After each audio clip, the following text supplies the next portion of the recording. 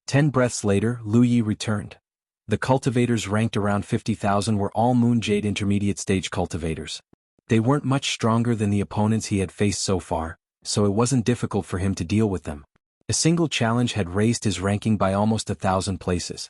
Basically, once Lu Yi issued a challenge, the challengers would quickly accept it. Occasionally, there would be a few cultivators who dilly-dallied, waiting for the half-hour time limit to prepare before entering the battle arena. This was not a big deal. In just a little over a day, Lu Ye's ranking jumped from 50,000 to 10,000.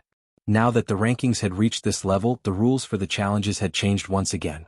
The number of challengers had changed from within the top 1,000 to within the top 100. Additionally, the preparation time for the challengers had also increased from 1 hour to 2 hours.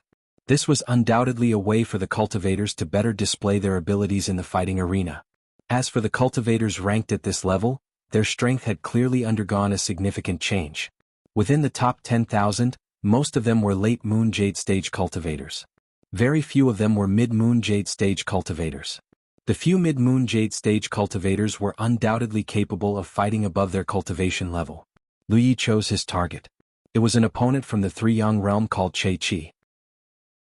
He was at the late stage of Yu Yao's cultivation and had a record of 760 victories. His win rate was around 60%. The door to the battle arena opened. Lu Yi stepped in and appeared in the battle arena. He immediately noticed that the battle this time was different from the previous ones because there was a layer of spectator stands outside the huge sealed battle arena. On the spectator stands, there were a few figures of cultivators sitting and watching the battle. There had been dozens of battles in the past, but there had never been any spectators. This time, however, there were. Lu Yi was already familiar with this scene, so he was not surprised. Moreover, according to the information he had obtained from Qin Xianhai, these spectators were not just there to watch the show. They could also place bets in the battle arena. They were not limited to spirit jades or azura seals.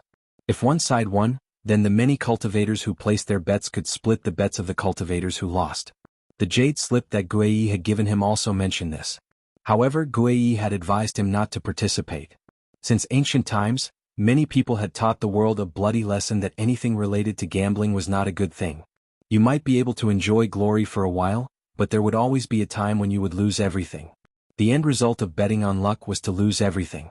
Lu Yi wanted to participate because he was very confident in his own strength.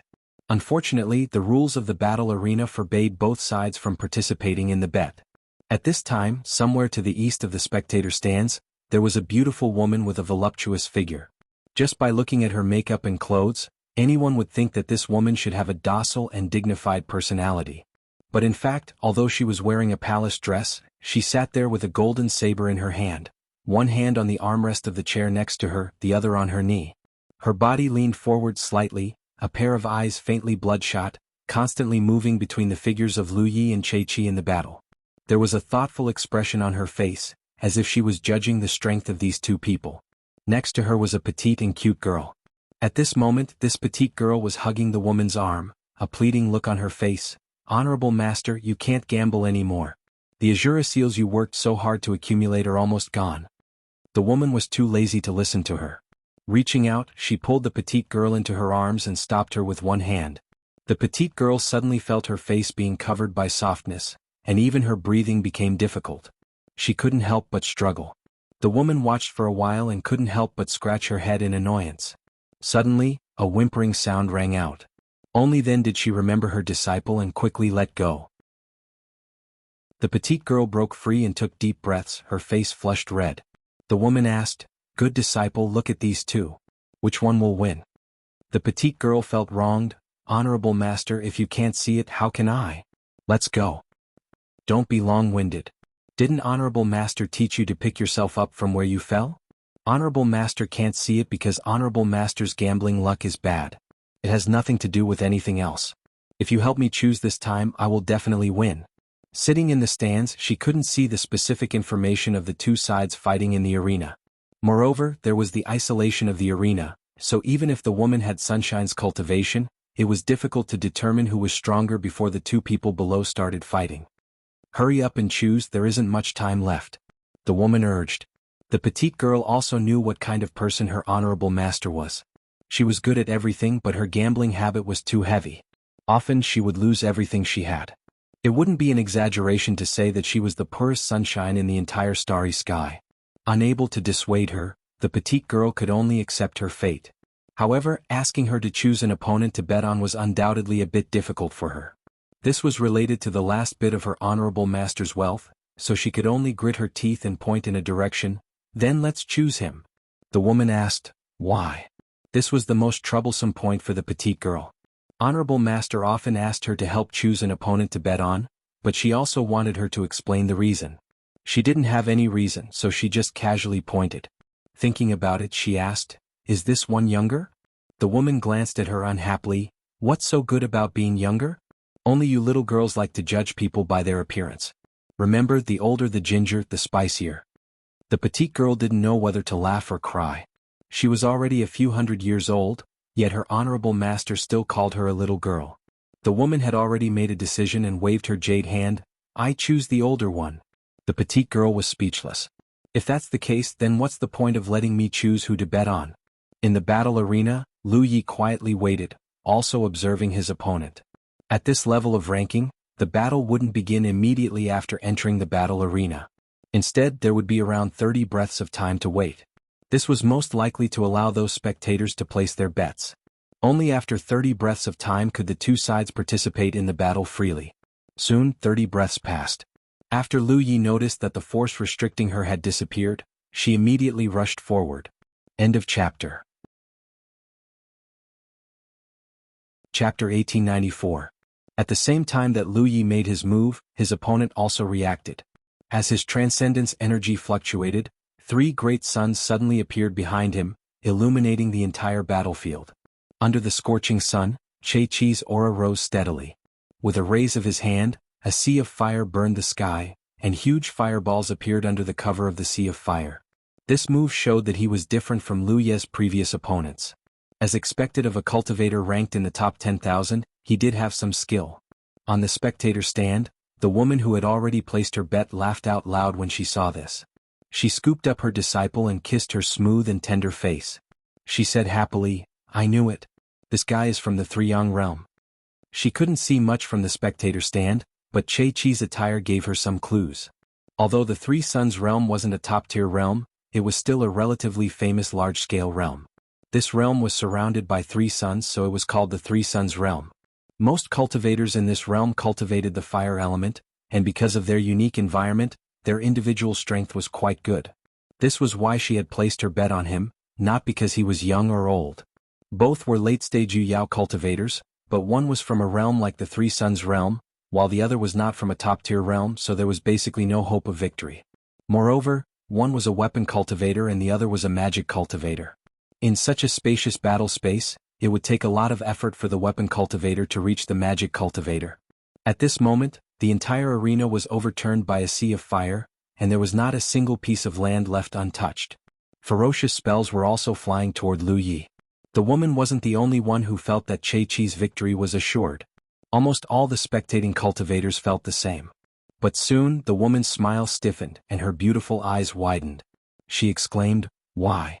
That young weapon cultivator wasn't affected by such ferocious spells at all. This didn't make sense. But soon the woman reacted. This guy's magic power is also of the fire element. She had already seen the traces of Lu Ye's magic power. Although it wasn't very conspicuous in the bright light of the spells, she still saw it clearly. But something still didn't feel right. Even if this young weapon cultivator also cultivated the fire element, he shouldn't have been able to deal with it so easily. Did he have some treasure that could restrain the fire element?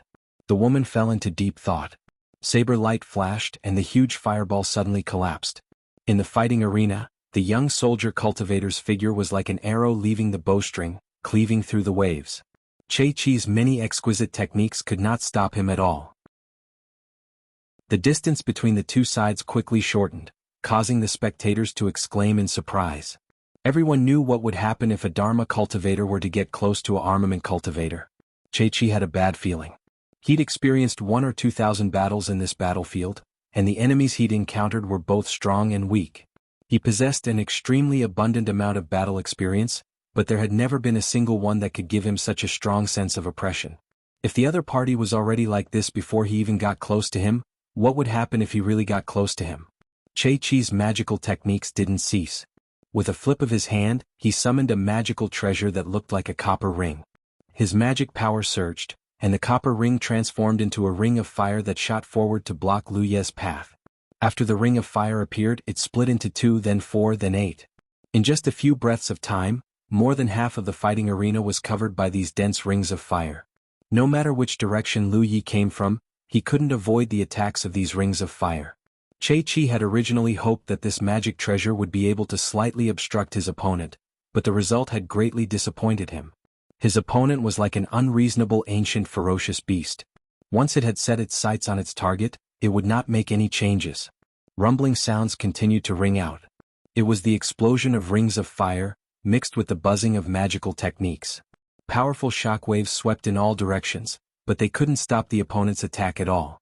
Wherever Lu Yi passed, the fighting arena was a mess.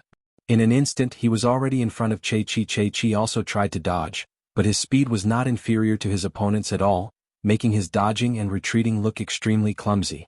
A bright saber light flashed in his field of vision, and Che-Chi's hair stood on end. Without thinking, he summoned a protective magical treasure to protect himself. However, in the next moment, his face changed greatly because he clearly felt that when the opponent's long saber slashed down, the power of the protective magical treasure he relied on was greatly reduced and even showed signs of breaking. The saber, how terrifying was it? With such a huge force, even if he forcibly urged his magic power to stabilize his body, he was still sent flying like a kite. It was certain that if he hadn't summoned a protective magical treasure at the critical moment, he would have been defeated by the opponent's saber. Out of the corner of his eye, he noticed that the opponent was following him like a shadow, and the long saber seemed to be raised high again. "I admit defeat." Che-Chi no longer hesitated and hurriedly shouted. Although such a battle, no matter how fierce it was, would not be life-threatening, and the fighting arena would protect his life at a critical moment, if the opponent's saber fell, his protective magical treasure would definitely break. Knowing that he was no match, he certainly didn't want to lose a magical treasure. Taking the initiative to admit defeat and retreat was the right response. As soon as these words fell, Che-Chi's figure disappeared, and Lu Ye's saber didn't cut down again. The flames in the sky converged, and Lu Yi disappeared along with them. In the stands, the originally excited woman collapsed in her chair, her eyes losing their light, as if she had experienced 1,000 humiliations. "Master!" the petite woman called out softly. The woman didn't respond, like a dead fish. "Suck." The petite woman sighed. She knew this would be the end, and she had seen this scene many times. After waiting quietly for a while, the woman said weakly, "Let's go back." The petite girl complied. Then she stretched out her hand and grabbed her master's arm. With a thought, they returned to the cave together. Then she placed her master, who seemed to have lost her soul, on a jade bed at the side. Because she had experienced it many times, the petite woman wasn't too worried about her master's condition. She knew that it wouldn't be long before her master would pull herself together and participate in the Azura arena to earn Azura seals, then return to the fighting arena or the treasure house to gamble on her luck. After losing the bet, she would become like this, and the cycle would repeat. Suddenly, the woman jumped up from the bed and cursed, "How did that bastard weapon cultivator win? How did he win?" She shouted again, "Don't let this queen know who he is or I will kill him." "Yes, yes." The petite girl nodded at the side. There was one more person on the list that her master wanted to kill.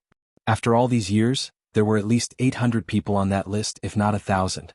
However, her master only talked about it. She really didn't go and find trouble with anyone. Firstly, master's personality wasn't like this, and secondly, the Azura arena wouldn't allow Rizhao to bully the weak. But then again, master, that weapon cultivator is very strong. The petite woman said, "That's definitely not his real ranking." The woman nodded, "I can see that. That bastard weapon cultivator should be from the Azura arena, he's here to fight." Che-Chi, who was ranked in the top 10,000, was defeated so easily.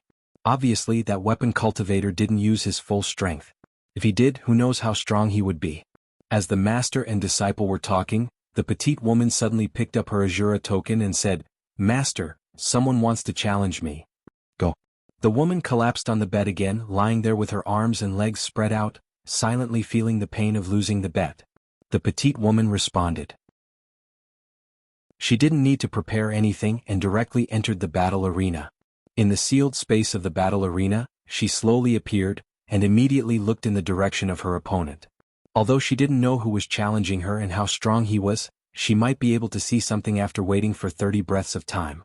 Looking over, she couldn't help but widen her eyes and let out a soft gasp, because the opponent who challenged her looked extremely familiar. He had a very young face and wore a black and red windbreaker on the outside. There was a long blade at his waist and he looked extremely capable. Isn't this the weapon cultivator who caused Master to lose the bet? The petite woman didn't think that such a coincidental thing would happen. The other party actually came to challenge her. However, if he thought about it carefully, it was not strange because that Che-Chi from the Three Suns realm was ranked a few hundred places behind him. According to the rules of the top 100, after this soldier cultivator defeated Che-Chi, he only needed to win a few more matches to challenge his ranking.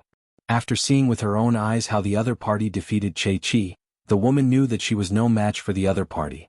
Because her strength wasn't much different from Che-Chi's, she would definitely lose this battle.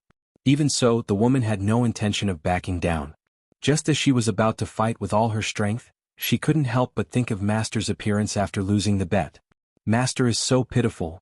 At the same time, Lu Yi was also observing his opponent this time. His opponent was called Walnut, and he didn't know if it was a fake name or his real name. He was from the nether floating world and like him, was at the late stage of Yu Yao.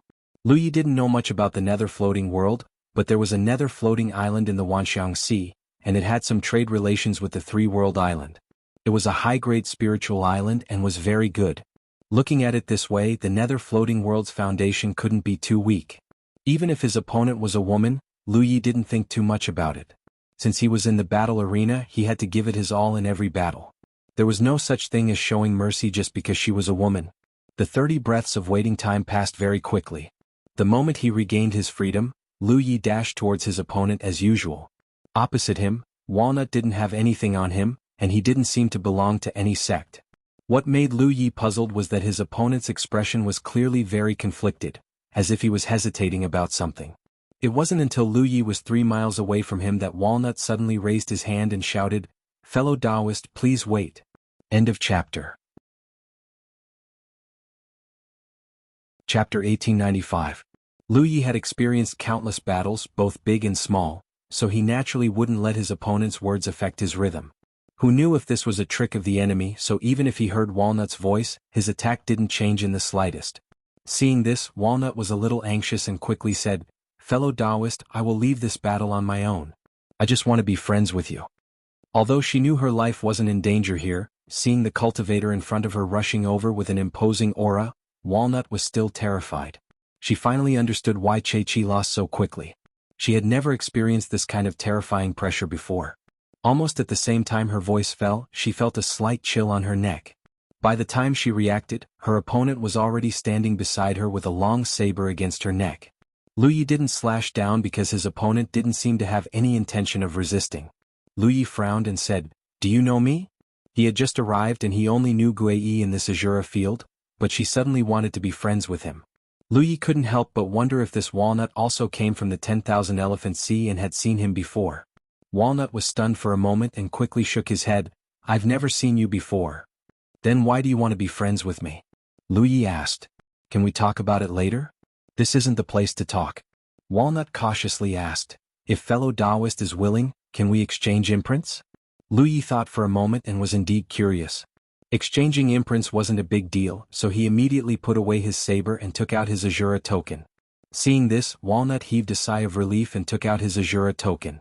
Immediately, under the dumbfounded gazes of countless cultivators in the stands, the two of them exchanged imprints and Walnut's figure disappeared. She took the initiative to admit defeat and leave, so Lu Yi naturally won this battle. His ranking in the battle arena rose by almost 100 places. Many spectators had bet on Walnut in this battle, but in the end, it ended in such a way, causing a group of people to curse and shout that there was a conspiracy. However, they could only curse a little. Outsiders couldn't interfere with any choice a cultivator made in the battle arena. Walnut voluntarily admitted defeat and left, causing them to lose the bet. They could only say that they were unlucky. Back in the cave, Lu Yi had just appeared when the Azura token reacted. After checking as expected, it was a message from Walnut. "Fellow Taoist, don't be in a hurry to participate in the battle arena. I have something to discuss with you." Lu Yi replied, "What is it?" At the same time in Walnut's cave she hurried to her master's side and said excitedly, "Master, that weapon cultivator just challenged me." The woman, who had been lying on the bed with her arms and legs spread out, suddenly became spirited when she heard this. She jumped up from the jade bed and grabbed her disciple's shoulders with both hands. Her eyes lit up. "Good disciple, did you kill him to help your master vent her anger?" Walnut didn't know whether to laugh or cry. "No, I admit defeat and quit." The woman thought about it and agreed. She was well aware of her disciple's strength. That bastard soldier cultivator had killed Che-Chi like he was killing a chicken. How could her disciple be a match for him? His interest waned. Then what's the point of saying all this? Walnut raised his Shura command. "I exchanged imprints with him."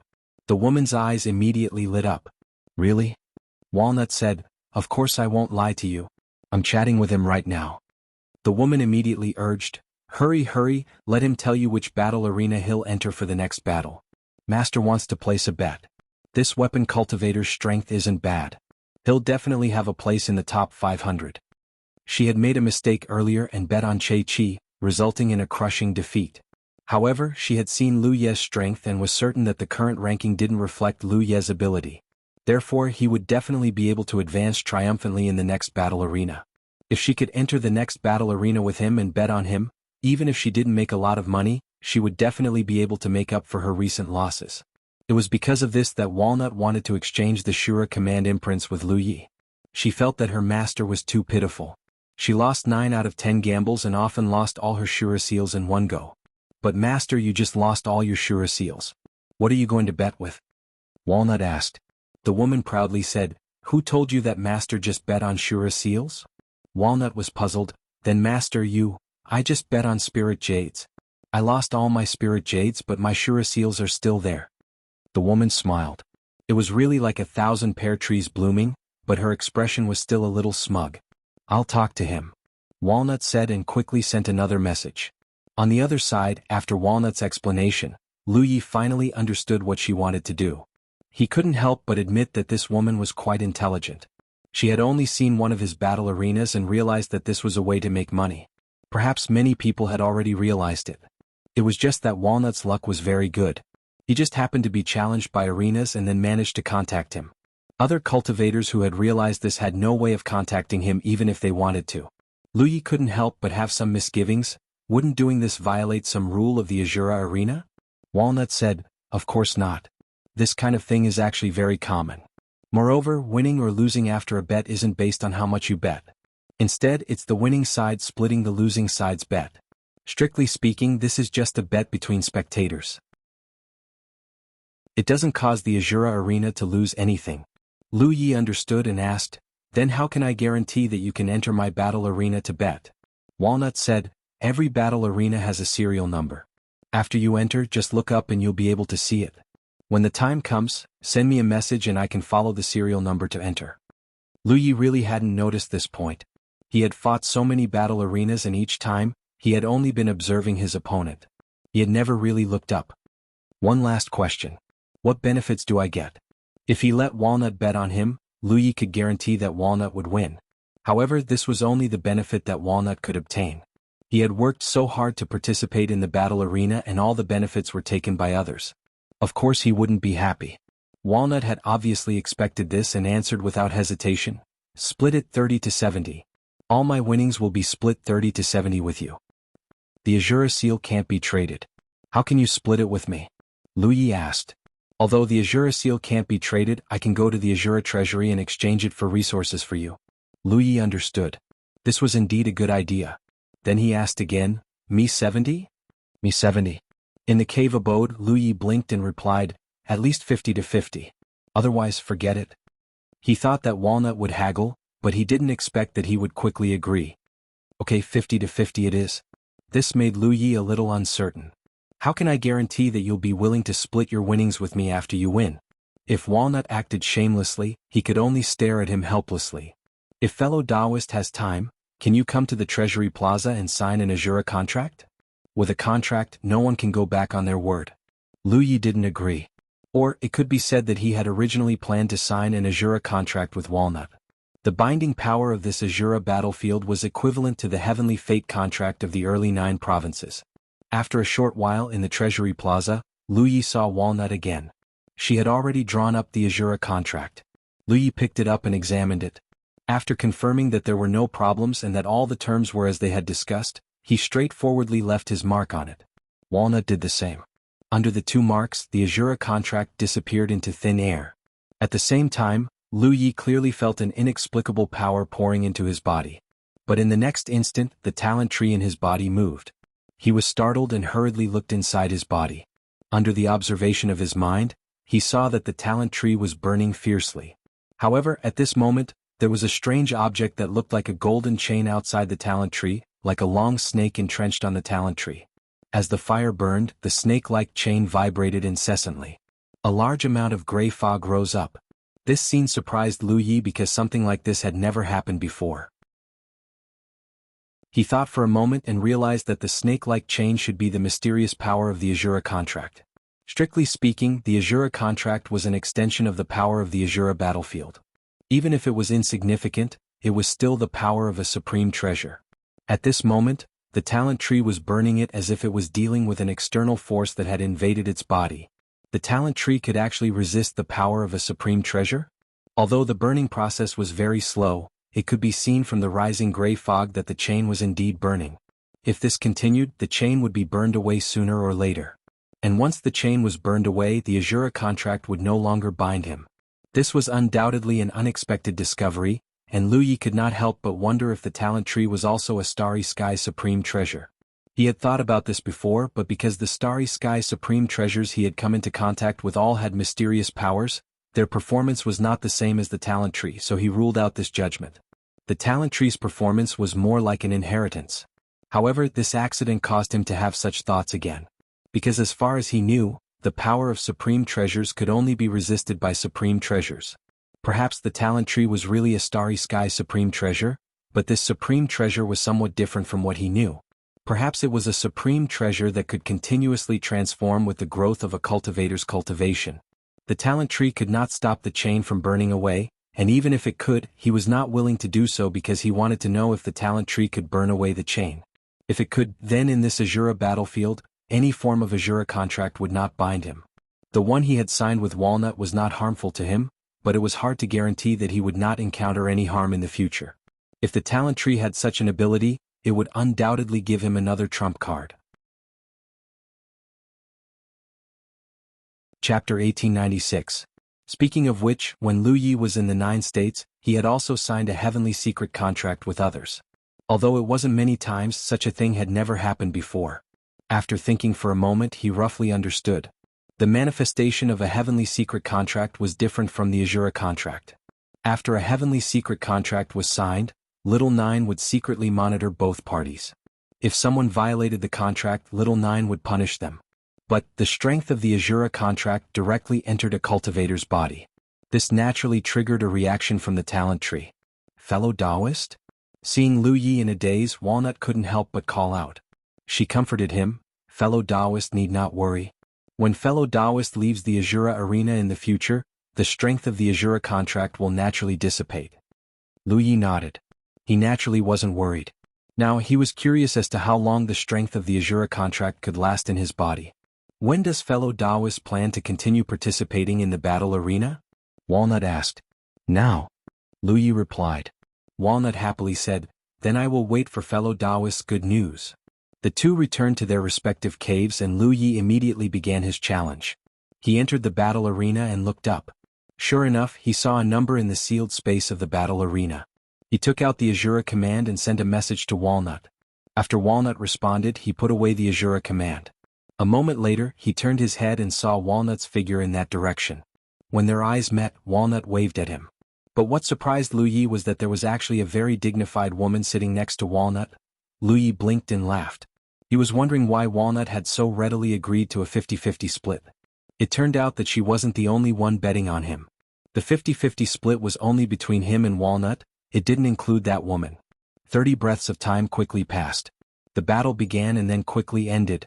When his figure dissipated, Lu Yi saw the woman beside Walnut stand up, looking very happy. For the next several days, Lu Yi continued to travel back and forth in the battle arena. Every time he challenged, his ranking would rise by nearly 100 places. His contact with Walnut also gradually increased. Every victory brought benefits to the master and disciple pair. At the very beginning, because the master and disciple pair didn't have much capital, they didn't win much. But as the master and disciple pair slowly accumulated their capital, the benefits they obtained gradually increased. This was because every time they bet all their Azura seals on Lu Yi, no one else had the same boldness as them. As a result, the proportion of their bets far exceeded that of the other cultivators, and if Lu Yi won, they would receive even greater benefits. Just like a rolling snowball, in just a few days, the number of Azura seals the master and disciple had accumulated increased by more than 10 times. During this time, Lu Yi had thought about finding more people to sign the Azura contract in this way, but after thinking about it for a while, he decided against it. The main thing was that he didn't know anyone here, so they didn't trust him. During this time, he had sent a message to Guei wanting her to reap some benefits. Unfortunately, Guei had always been against betting on luck. Not only did she not come to place a bet, she even persuaded young Master Lu to get involved in these matters. A few days later, Lu Ye's ranking in the battle arena had already entered the top 500. In the battle record column, a record of 152 wins and 0 losses was extremely eye-catching, and it repeatedly caused great psychological pressure to his opponents. This was because any cultivator with the slightest bit of common sense would know what such a terrifying record entailed. After another battle, Lu Yi returned to his cave abode to rest and reorganize. It had to be said that as his ranking rose, the opponents he encountered did indeed become stronger. In particular, the cultivators in the top 1,000 were not to be underestimated. Lu Yi had also changed his original intention. His initial goal in participating in the battle arena was to reach the top of the rankings and fight for the Azura Seal reward. However, after so many battles, his goal was no longer just that. This was because he discovered that this was a rare place to broaden his horizons.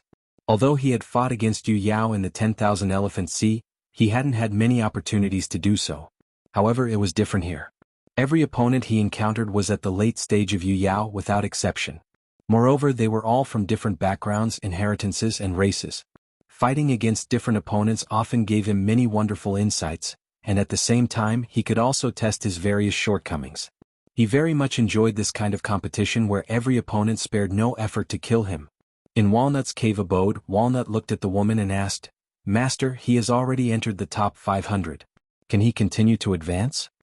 The reason she asked this question was naturally because the woman's initial judgment was that Lu Yi had a place in the top 500. In just a few short days, this judgment had become true. Therefore, before entering the top 500, Walnut had full confidence in Lu Yi. Before every battle began, she would bet on Lu Yi without hesitation, but now she couldn't be sure. The woman revealed a thoughtful expression and said, "That kid probably hasn't used his full strength." In the end, her eyesight was not as good as Walnut's.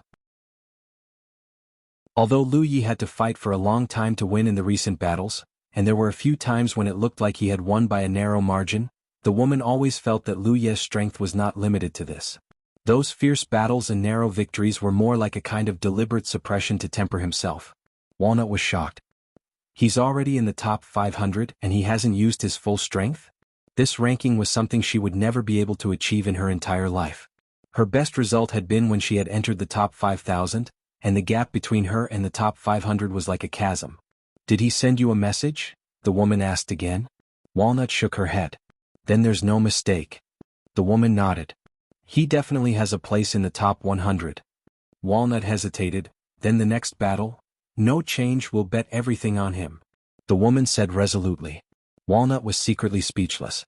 The two of them, master and disciple, had never experienced such wealth before. In just a few days they had accumulated an extremely large amount of wealth. However, if they were to make a mistake in the future, then all their previous savings would be for naught. Walnut didn't dare believe her master's judgment because her master's gambling luck really wasn't very good. Just to be safe, she couldn't help but send a message to Lu Yi, "Can you still win?" "No problem." Lu Yi quickly replied, and at the same time he sent a serial number to the battlefield. Walnut was shocked. "Aren't you going to rest?" She had never seen such a person before. He had clearly consumed a lot of energy in the last battle, and it had only been a short while, yet he had actually started again. She hurriedly sent the serial number to her master, and they entered the battlefield together. When she looked up, Lu Yi was already standing in the middle of the battlefield, and he didn't look the least bit dispirited. On the contrary, he looked full of energy. If it were any other cultivator, they might indeed need a period of time to recover after a hardy battle, but Lu Yi had the innate skill tree, and the magic power he consumed could be quickly replenished. As long as his physical strength could keep up, he wouldn't need to recover for too long. It was another fierce battle. For a battle of this level, there were many cultivators in the stands. It was not like when Lu Yi had just entered the top 10,000. At that time there were few cultivators in the stands, but now there were almost no empty seats. With so many spectators, there were naturally more cultivators betting. As a result, Walnut and her master could obtain even greater benefits. The only thing that dissatisfied the woman was that now, it wasn't just her and her master who were staring at Lu Yi. Many people had already noticed this newcomer. Although these people couldn't contact Lu Yi and couldn't chase him into a specific Azura field, there were always some people who were lucky enough to enter the place where Lu Yi was. Naturally, they would bet on him without hesitation. As a result, the benefits of Walnut and her master were reduced in disguise. Victory after victory. Walnut felt that she had won too many times. She never thought that it would be so easy to obtain Azura seals in this Azura field. She more or less understood the joy of her master. After a few more victories, Lu Ye's ranking had already entered the top 100. The news of the newcomer's rise spread, and many people in the Azura field knew that an incredible newcomer had arrived. So far, he hadn't tasted a single defeat in 100 or 200 battles. Unfortunately, for the time being, no one knew where this newcomer came from or what his name was. This was because this newcomer had hidden his information on the battlefield rankings. Now, they only knew that he was a saber-wielding cultivator of the human race. After entering the top 100, the rules changed again. He could no longer challenge opponents in the top 100. Right now, Lu Yi could only challenge cultivators ranked in the top 10. In other words, he needed to win at least 9 more battles to enter the top 10. However, considering that some cultivators weren't in the heavenly Azura field right now, the number of battles wouldn't just be 9 but more. For Lu Yi, this wasn't a problem. The strength of the top 100 cultivators compared to the strength of the top 500 cultivators obviously had some changes. Even Lu Yi had to be careful because some cultivators often use some strange methods. However, if he was careless, he could capsize the boat in the gutter. Walnut was completely dumbfounded because she never thought that Lu Yi would still be able to advance in the top 100. One had to know that at first, her master had judged that Lu Yi had a place in the top 500. Later, she judged it to be the top 100. However, this still wasn't the limit. After more than 10 battles, Lu Yi successfully entered the top 10. The cultivators in the Azura field all knew that in this battlefield, the top 10 cultivators and those below them were two different levels of existence. They didn't dare to say that entering the top 10 meant that they would definitely be promoted to Sunshine, but the strength of the top 10 cultivators would always be at the top of the entire realm. Walnut watched every battle from beginning to end and was also on tenterhooks the whole time. After all, Lu Ye's victory or defeat was related to her entire fortune. Gradually, she discovered a strange thing. Whether it was the top 500 or the top 100 or the top 10, Lu Ye's performance had never changed. In every battle, it looked like he had used all his strength to win with difficulty. If it was just 1 or 2 battles, it wouldn't be a big deal. However, it was the same every time. It made people suspect one thing: even in the top 10 battles, Lu Yi still didn't really use all his strength. It was because he still had some strength left that he could control the changes in the battle situation. End of chapter. Chapter 1897. Inside the cave, Lu Yi held the Azura token in his hand and checked his ranking in the battle arena. 7th place, Lu Yi, 9 Heavens Realm, 232 wins, 0 losses. The rules stated that the top 10 could only be challenged according to their ranking. In other words, Lu Yi could only challenge one opponent at the moment, and that was the opponent ranked 6th. Unless this opponent wasn't in the heavenly Azura region, then Lu Yi could skip him and challenge the 5th place. After a short rest and recuperation, Lu Yi continued to challenge. However, he didn't succeed this time, which undoubtedly meant that the opponent ranked 6th wasn't in the heavenly Azura region. Lu Yi had encountered this situation many times, so he naturally wasn't unfamiliar with it. He felt a little regretful because in this way he would lose an opportunity to fight against the top Yu Yao. He chose a new target and challenged the 5th place. He still didn't succeed, but Lu Yi didn't care and continued to challenge the 4th place, 3rd place, 2nd place, 1st place. After a short while, Lu Yi frowned and fell into deep thought. It seemed that the few people ranked ahead of him were quite busy and weren't in the heavenly Azura region now. They were probably participating in the training. This inevitably made him feel a little unsatisfied, and his plan to reach the top of the battle arena in one go fell through. However, this wasn't a big problem. According to Qin Xuanhai's guidance, Lu Yi knew that 3 days before the conclusion of the battle arena, basically all the cultivators who wanted to maintain their rankings would return to the Heavenly Azura region. Especially those who were ranked at the top, they absolutely wouldn't miss this time. Because if they didn't return in time and were challenged, then they would be judged to have lost. Unlike now, when Lu Yi failed to challenge them, their rankings wouldn't change. Since he couldn't challenge anyone for the time being, Lu Yi could only give up. He checked the time of the next battle arena and found that it would be around a month or so. After thinking for a moment, he sent a message to Walnut to inform her of this situation. Walnut quickly replied, "Then, fellow Taoist, please come to the Treasury Plaza. I'll exchange the Azura tokens I gave you for the resources you need." "There's no need. Keep them for now and wait until the battle arena concludes." On the other side, Walnut couldn't help but be stunned for a moment, but she didn't receive a reply when she sent a message back. On a jade bed nearby, a woman was sprawled out on her back and hugged her Azura token with both hands as if she was holding the most precious treasure in the world. Suddenly, he stood up and looked at Walnut. "Which battlefield should we enter?" Walnut looked at his master in a daze. "The top 6 are not in the Heaven Azura region. You can't challenge them right now." The woman couldn't help showing a look of disappointment when she heard this. "That's a pity. This little brat has now won 200 battles and his momentum is at its peak. Even if he continues to challenge, he still has a high chance of winning." She sighed and said, "If he can't challenge him, there's nothing we can do. We'll just have to split the spoils with him." Walnut said, "He said that he doesn't need it for now. He wants to wait until after the conclusion of this battle." The woman blinked and immediately came to a realization. Interesting. This kid clearly wants to continue the challenge 3 days before settlement. Is he that confident in himself? If he hadn't decided to continue the challenge, why would he wait until after the settlement to split the loot? To be honest, she had also watched a lot of Lu Ye's fights, but until now she still couldn't figure out the depth of Lu Ye's strength. After all, the battle arena was isolated from the outside world. It was inconvenient for her to watch from the stands, and she couldn't perceive the fight too clearly. So even if she was a sunshine, sometimes she would make mistakes. "Honorable Master, what should we do?" Walnut asked. The woman thought for a moment and her gambling spirit was ignited. Full of anticipation, she said, "If he wants to continue the challenge, then we'll continue to bet on him." Walnut couldn't help but feel apprehensive. "But Honorable Master, the challenges will definitely become more and more difficult. If he loses one of them, after winning for so long, if he lost one of them, then everything they had won would become fleeting clouds." The woman blinked at her, excitement in the depths of her eyes. "This is where the joy of gambling lies, my good disciple. All the unknown risks are the most worth pursuing in this world." Ah. Walnut sighed deeply. She felt that her honorable master really couldn't be saved. As long as it involved gambling, she would often become infatuated with it. The woman's eyes were unhurried. She was incomparably looking forward to the arrival of the 3 days before settlement.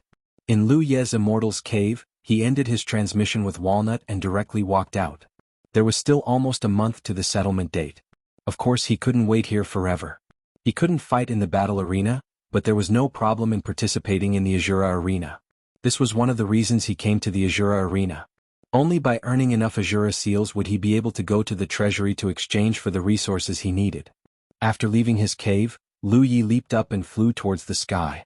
Looking around, he could clearly see that there were many cultivators nearby that were flying up as well. Just like the scene he'd seen when he just entered the heavenly Azura realm with Gui Yi, these cultivators were clearly going to participate in the tempering as well. All of a sudden, Lu Ye's body began to rise, until he suddenly felt as if his entire body had collided with a soft and invisible membrane. His field of vision suddenly turned dark, and even his powerful perception disappeared without a trace at this moment. He did not panic in the slightest. Although this was his first time participating in the experiential training, he had done enough research on this aspect. Naturally, he knew that this was a process that every cultivator had to go through. His current state was very strange. He knew that he still existed, but he just couldn't feel it. It was as if his entire being had turned into an independent thought. In the vast darkness, an ancient and desolate voice sounded in his ears. The Black Cloud continent had a deep heritage, a vast territory and rich resources. The cultivation world produced many capable people, and the world was prosperous. Until one day a cultivator brought back a treasure from the starry sky. A light suddenly lit up in the darkness, and then an object appeared in front of Lu Ye's eyes. It was a round ball the size of a human head. It was dark green in color and he couldn't make out much about it. However, Lu Yi knew that this should be the treasure mentioned by the desolate voice. The light dissipated, and his vision once again fell into darkness. The news leaked out, attracting countless powerhouses to fight over it. A great battle broke out, and the remaining cultivators escorted the successor of the Black Cloud sect into the starry sky, wanting to escape to a nearby star system to seek refuge. Another light lit up, and Lu Yi saw a broken fleet sailing through the starry sky. The light flickered, illuminating the broken battleship, as if it could be destroyed at any time. Lu Yi raised his eyebrows, thinking that this experience should have something to do with escorting the so-called successor of the Black Cloud sect. So, as long as he could hold on until the news of this broken fleet escaping to a nearby star system, he should have completed the test of the experience. This was not difficult. According to the information he knew, the difficulty of the experience for cultivators entering the Azura field for the first time would not be too high. Basically, it was within the scope of the cultivator's ability to deal with it. This could be considered a benefit given to cultivators by the Azura field, allowing them to personally understand the process of the experience. However, apart from the first experience, there was no such good thing. Basically, every time a cultivator went on an experience, there would be a risk of losing their life, because only in this way could the experience be effective. The reason why the heavenly Azura clansmen were so strong in the past was because they had been honed in the Azura field. The strong waves washed away the sand, and the clansmen who were not strong enough had been eliminated in the training. Those who survived were all elites, and this laid the foundation for them to unify hundreds of galaxies. As his thoughts changed, the ancient and desolate voice sounded again. You, the leader of the 9 Heaven Star Pirate Gang, have led your own Star Pirate Gang and joined forces with other Star Pirate Gangs. On the way, you are determined to seize that treasure and kill the cultivators of the Black Cloud sect. Lu Yi could not help but be shocked. Just from what the voice said, he thought that his experience this time was to protect the successor of the Black Cloud sect and that ball-like treasure, and then escort them to a neighboring star system. After all, ever since he started cultivating, he had always been kind to others, and it was his duty to protect the weak. But he never expected that in this experience he would be the one doing evil. Lu Yi couldn't help but frown. Doing evil was finally going against his ideals, but this was the tempering of the Azura realm. No one knew what sort of status the Azura realm would arrange for them before they entered, or what sort of tempering they would be given. Moreover, the heavenly Azura clan was not a kind race, otherwise they would not have enslaved so many star systems. These experiences were originally prepared for the heavenly Azura clan, so there was no difference to them whether they were good or evil. Lu Yi sighed helplessly. Now that things had come to this, he had no other choice but to accept his fate. It would not be too late to act according to the circumstances. The calculation of the Azura field experience was not rigid but very flexible. As long as one performed well enough in the experience, even if they did not act according to the arrangements of the Azura field, they would still be able to obtain the corresponding Azura seal reward. It could be said that every experience was equivalent to a real world, and cultivators could make any choice according to their own ideas. Another light lit up, and this time what appeared in Lu Ye's field of vision was a small fleet. More than a dozen Tiger Shark battleships gathered around a medium-sized battleship, and on the surface of the battleship, there were 2 large words inscribed, which were the words 9 Heavens. There was no doubt that this was his own Star Pirate Gang, and now it was chasing the Black Cloud fleet. However, in terms of size, his 9 Heaven Star Pirate Gang was greatly inferior to the Black Cloud fleet. His field of vision suddenly extended forward, and then broke through the isolation of the battleship. Lu Yi was surprised to find a familiar figure sitting on a chair inside the battleship, holding a long saber horizontally at his side, looking forward with a dignified expression. Who else could it be but himself? His field of vision suddenly merged with the figure sitting on the chair, and Lu Yi could feel the existence of his body again and could not help but blink. He found that he was already inside the battleship, and just like what he saw just now, he was sitting here. End of chapter. Chapter 1898. At this moment, there were many cultivators bustling about in the warship. A faint fragrance lingered at the tip of one's nose, making one feel relaxed and happy. Lu Yi could not help but look down and see a young girl crouching in front of him. She was holding her two small hands and gently massaging his thighs with a gentle expression. He was startled. Just now, when he used that strange vision to observe the interior of the warship, he did not see this girl. Not only that, there was also a girl behind him who was currently massaging his shoulders. Another person hurriedly ran in front of him, cupped his fists and said something loudly. Lu Yi did not hear clearly for a moment because at this moment, some inexplicable information appeared in his mind. This information was related to all kinds of information regarding this experiential training. Before entering the experiential training, that ancient and desolate voice had only told him the general background of this experiential training. Now, the additional information in his mind was some more detailed information. He calmed his mind and raised his head to look at the cultivator in front of him. He was not a human and was surrounded by demonic qi. He should be from the demon race. The moment he saw the other party, Lu Yi recognized him. This was the second in command of his pirate gang, Yu Yao, who was second only to him in strength. Her name was Yi Hua. As for whether the other party was a shadow or a cultivator who came here to participate in the experiential training like him, Lu Yi had no way of determining. This was because in the Azura field, all shadows were extremely real and could only be accurately identified at the moment of death. What is it? Lu Yi asked in a deep voice. Since he had been arranged to be the leader of the pirate gang, he naturally had to act like a leader. This was something that Qin Xianhai had seriously warned him about. In the Azura field experiential training, the more perfectly he integrated into his assigned identity, the more Azura seals he would be able to obtain in the end. There had been people who had deliberately displayed actions that did not match their identities, but in the end they did not have a good ending. Take the current situation for example. If Lu Yi did not display the temperament that a leader of a pirate gang should have and instead did some actions that did not match his identity, the pirates under him would definitely become suspicious. Yi Hua spoke again. Chief, Thunderlight has sent a message, asking us to speed up and bite the Black Cloud fleet. Hearing the two words Thunderlight, Lu Ye's mind flashed with some information he had just received. The attack on the Black Cloud continent was a joint operation of many pirate gangs. The Nine Heavens pirate gang was just one of them. After all, the power of a domain, even if there was no Rizhao, was not something that a single pirate gang could swallow.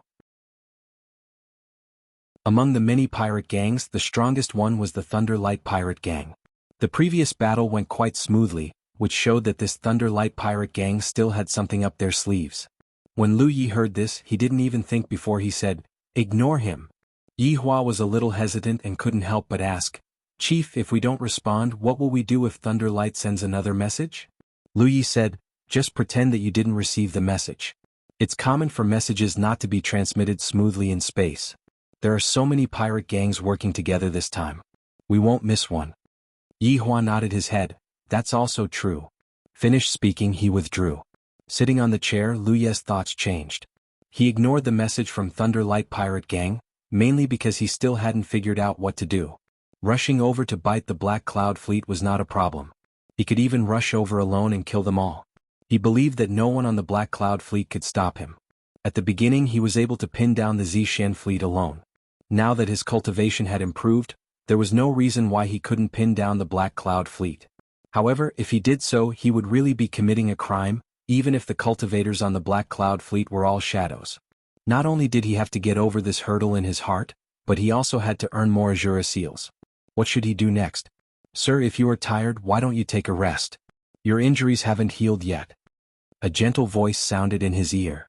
It was the woman who was massaging his shoulders. Lu Yi thought for a moment and nodded, "All right." Out of sight, out of mind. Anyway, there was nothing to do here, so he got up and walked towards the cabin. The two women who served him led the way in front and followed behind him. Lu Yi really just wanted to take a rest, but as he walked he found that he was brought to a bath.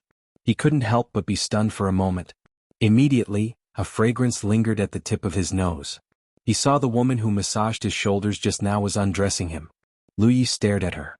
As if sensing his gaze, the woman explained, "This servant has prepared a medicinal bath for Sir. It is suitable for Sir to heal your injuries." Lu Yi heard this and looked to the side. Indeed, there was a green light lingering in the bath. There should be a lot of medicinal liquid in it. As for his injuries, he sensed it and found that he was really injured. This surprised him because he was clearly intact before. His injuries were not serious and he could recover after some rest. The other woman also came forward and helped him change his clothes. The two women looked very similar and wore similar clothes. If they stood together, anyone would think that they were sisters. But when Lu Yi recalled the information he had received before, he realized that the two were not sisters at all. The two of them were mother and daughter. One was called Qin Ru, and the other was called Qin Qin. The daughter followed her mother's surname, and they were plundered by the Nine Heavens star pirate gang from a certain realm. Both mother and daughter were only star constellation realm cultivators. The Azura field was really a beast. Why did they arrange such an evil identity for him? Or should it be said that a star pirate should be like this? Although Lu Yi had traveled extensively for many years, he really hadn't met many star pirates. He had only met the Divine Wind star pirate gang before he promoted Yu Yao, so he really didn't know what a star pirate should be like. No need. Of course, Lu Yi couldn't let the mother and daughter really bathe him. Although they were only shadows, he could still experience the most realistic experience. The moment he said this, Qin Ru looked up at Lu Yi in shock, her face full of fear and unease. "Sir, did I do something wrong?" That fear was not feigned. It came from the depths of her heart. Lu Yi could clearly see that her eyes were trembling. Qin Qin shuddered and directly knelt on the ground. Her delicate body trembled slightly and her face was pale. Lu Yi frowned and waved his hand. "No, you're dismissed. I have some things to think about." Qin Ru hurriedly retreated. She lowered her head and said, "Then I'll take my leave." She couldn't help but exhort, "Sir, it's more important to quickly heal your injuries. There will definitely be a battle soon." She pulled Qin Qin and the mother and daughter hurriedly left. Looking at their departing figures, Lu Ye's eyes flashed. He turned his head and looked at the pool filled with medicinal liquid. Lu Yi walked up to the pool and reached his hand into the water. A moment later he took off his clothes and jumped into the pool. He soaked his body in the water, leaving only his head above the water. Speaking of which, he hadn't enjoyed himself so much in all these years. It was rare that he had some free time today, so it wasn't too late to enjoy himself for a while. Half a day later, when Lu Yi walked out of the pool refreshed, Qin Ru was standing guard outside. When she saw him, she hurriedly bowed. "Sir, everything is ready." Lu Yi had no idea what she had prepared. He checked the information he had obtained from the Azura field, but there was no record of this. He thought for a moment and said, "Lead the way." "Yes." Qin Ru responded and took the lead to leave. After a short while they came to a cabin. Lu Yi followed her in. Qin Ru closed the door, but Lu Yi was stunned. It was because in the room Qin Qin was tied up and hung in the air. Her body was cool and her face was full of fear and uneasiness. Qin Ru bit her lips. She turned around and picked up a long thorny whip from the side and respectfully offered it with both hands. Lu Yi thought the mother and daughter were up to no good. He never expected to see such a scene. Looking at the long whip in Qin Ru's hand, he couldn't help but frown. "Sir?" Qin Ru called softly. She felt that the chief was a little different today. It was as if he didn't have the usual fierceness. Instead he was more kind. Lu Yi raised his hand and grabbed the long whip to examine it carefully. Although it was cleaned, he could still smell a faint smell of blood from the long whip. He casually put away the long whip and ordered, "Put her down." Then he turned and left. Qin Ru and her daughter were left looking at each other. In the center of the warship, Lu Yi returned. Lei Guang repeatedly sent messages to the Nine Heavens pirate gang to cooperate, but they turned a deaf ear. Although Nine Heavens didn't cooperate, the other pirate gangs were perfectly carrying out Lei Guang's orders. After sailing for a while, Lu Yi clearly felt a fight coming from the side. Looking sideways through the crystal wall of the warship, he could clearly see that in the starry sky, there were warships fighting fiercely. Obviously, the Black Cloud Fleet had sent a part of its forces to intercept the pirate gangs. Second head Yihua walked over excitedly. "Chief, the opportunity has come." Lu Yi asked, "What opportunity?" Yihua pointed at the battlefield and said, "The battle over there is very intense. If we enter at this time, we will definitely be able to obtain the greatest benefits with the least cost." Lu Yi, however, showed a lack of interest. "Ignore it, continue the pursuit."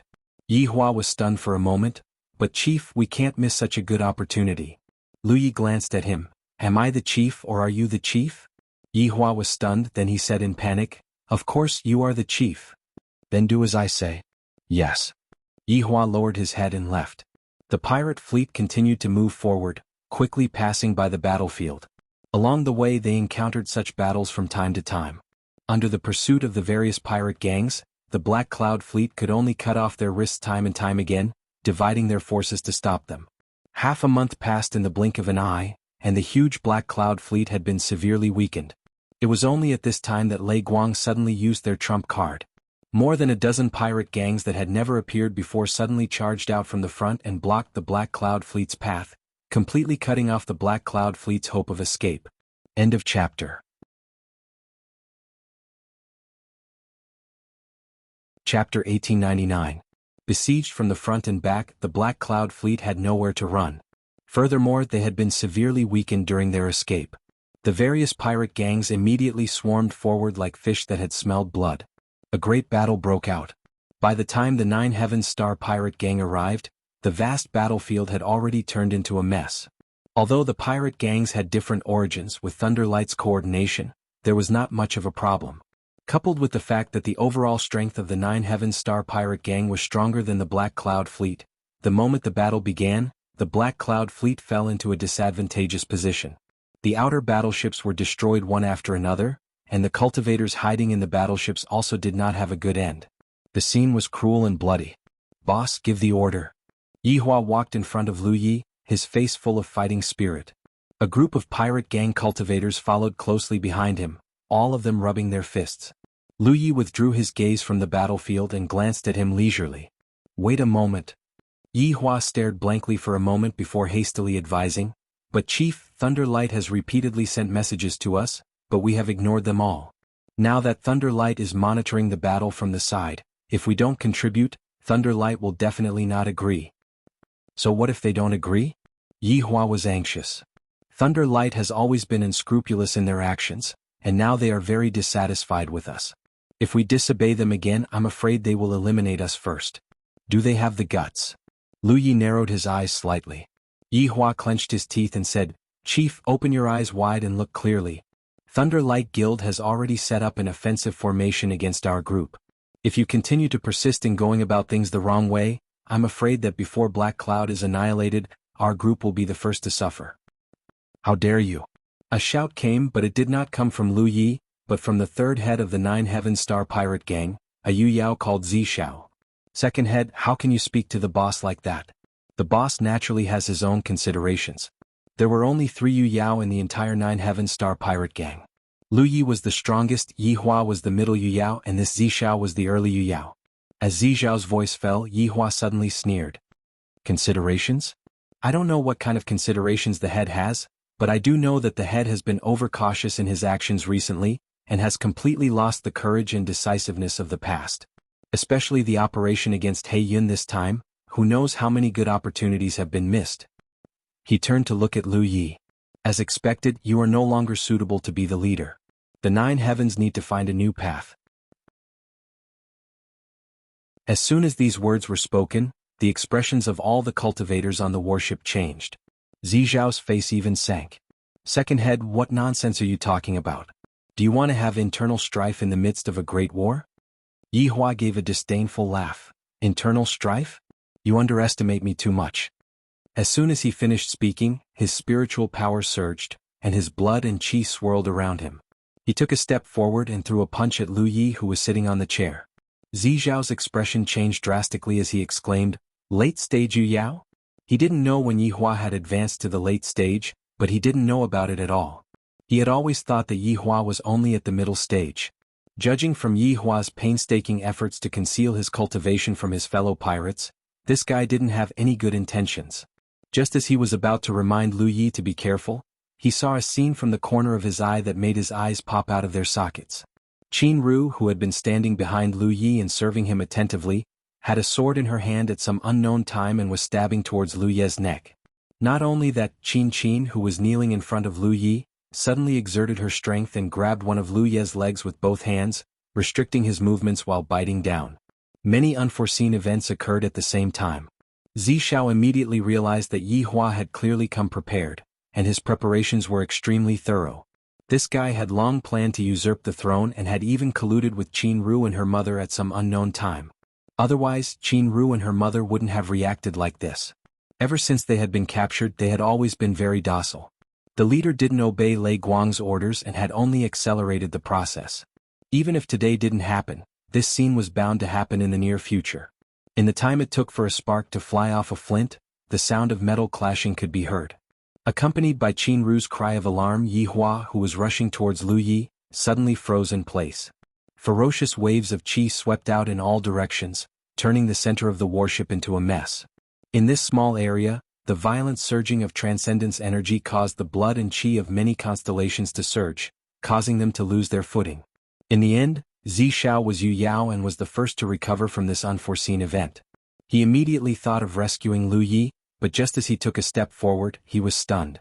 This was because, in his imagination, the scene of the leader being heavily injured by a sneak attack didn't happen.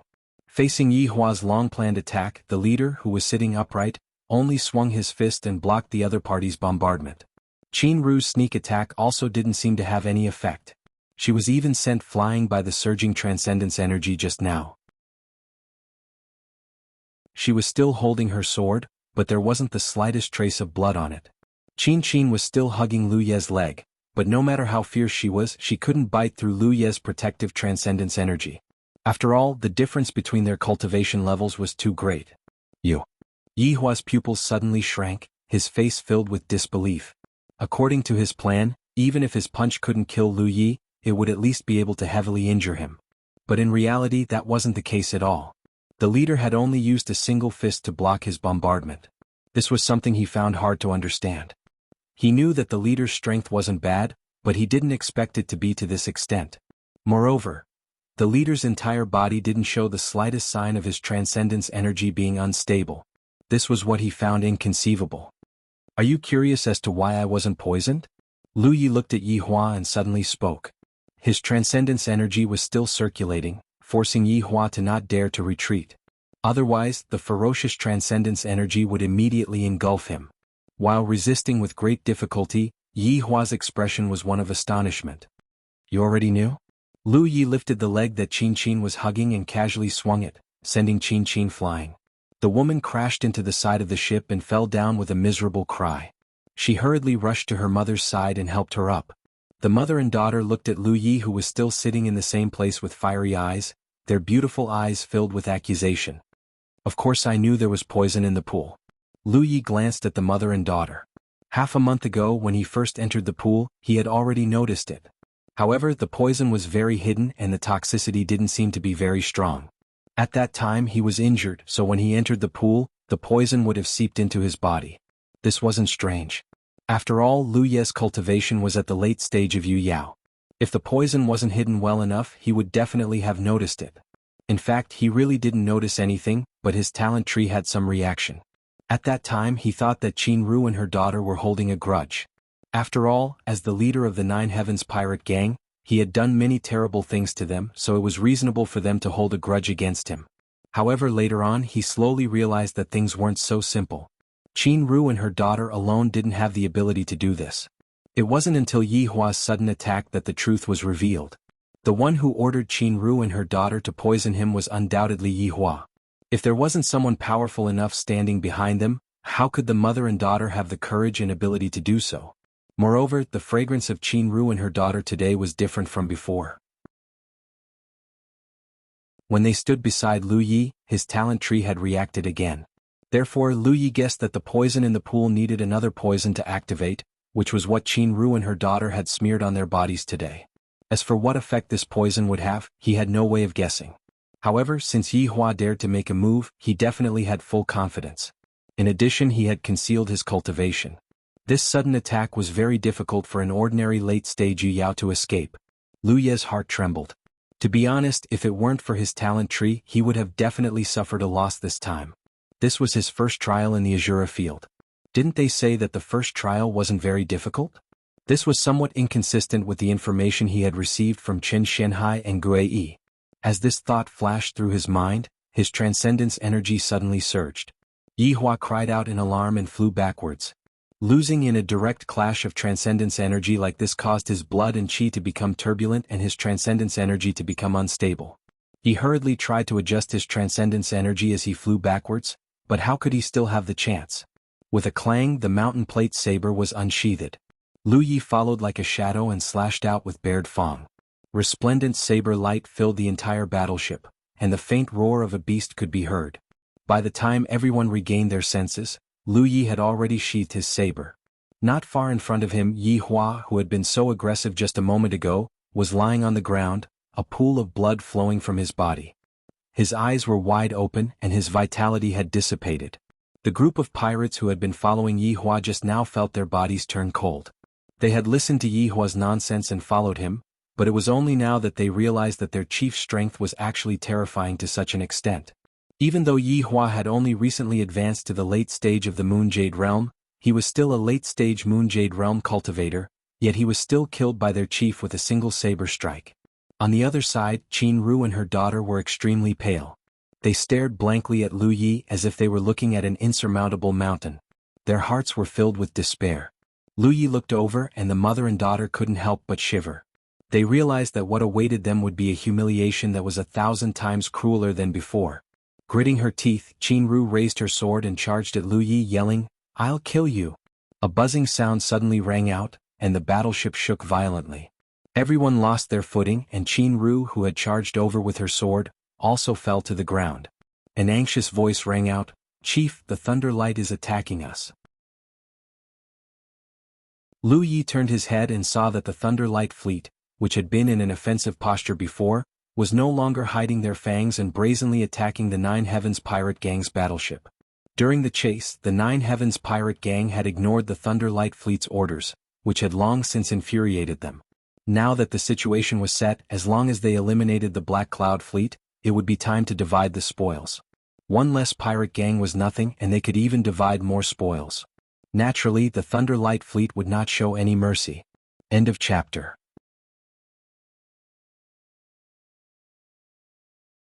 Chapter 1900. Lei Guang's sudden attack had undoubtedly caught the Nine Heavens Star Pirate gang off guard. The Star Pirates on this side did not expect the other party to be so ruthless. Outside the battleship, 2 Tiger Shark battleships had already been destroyed, and the cultivators on the battleships had also died. Now that the main warship of the pirate gang was under attack, and facing an opponent like Lei Guang, the Nine Heavens were completely powerless to resist. All the pirates were terrified. "Zishao!" Lu Yi shouted. "Here." The third head, Zishao, immediately responded. "Take over the fleet and try to break out." How many of the pirates around him could survive was also related to the rewards he could get in the end. Simply put, as the head of the Nine Heavens pirate gang, he had the responsibility to protect the lives of the pirates under his command. The more pirates there were in the Nine Heavens, the greater the benefits he could get after completing this training. Lu Yi naturally did not want the pirate gang under his command to suffer too many casualties. "What about you, head?" Zishao asked. Lu Yi looked in the direction of the main warship of the Lei Guang pirate gang with an indifferent expression. "Capture the ringleader." As he finished speaking, he rushed out of the warship and pounced straight at the main warship of the Lei Guang pirate gang. At this time, at the center of the main warship of the Lei Guang pirate gang, a cultivator with distinct edges and corners as if he was carved out of stone stood there casually with a fierce and ruthless expression on his face. It was the head of the Lei Guang pirate gang, Tianyan. Uniting the major pirate gangs to launch a surprise attack on the Black Cloud continent was his idea. Since the beginning of the plan, everything had been going smoothly. Now it was finally time to reap the rewards. "Head, the Nine Heavens want to break out." Suddenly a voice sounded. Tianyan snorted coldly. "Break out? Kill them all. They don't listen to orders and still want to live? Dream on." "Head, someone from the Nine Heavens is rushing over here. From the looks of it, it seems to be their head, Lu Yi." Another person shouted. "Kill." Tianyan did not take the other party seriously at all. With his order, more than a dozen Tiger Shark warships immediately went to meet Lu Yi. However, a moment later, another voice rang out, accompanied by cries of alarm. "Chief, we can't stop them. The Tiger Sharks that attacked us were all wiped out." When Tianyan heard this, he was greatly shocked and hurriedly retracted his gaze from the main battlefield. Sure enough, he saw a silhouette in the distance pouncing over to where he was like a startled swan.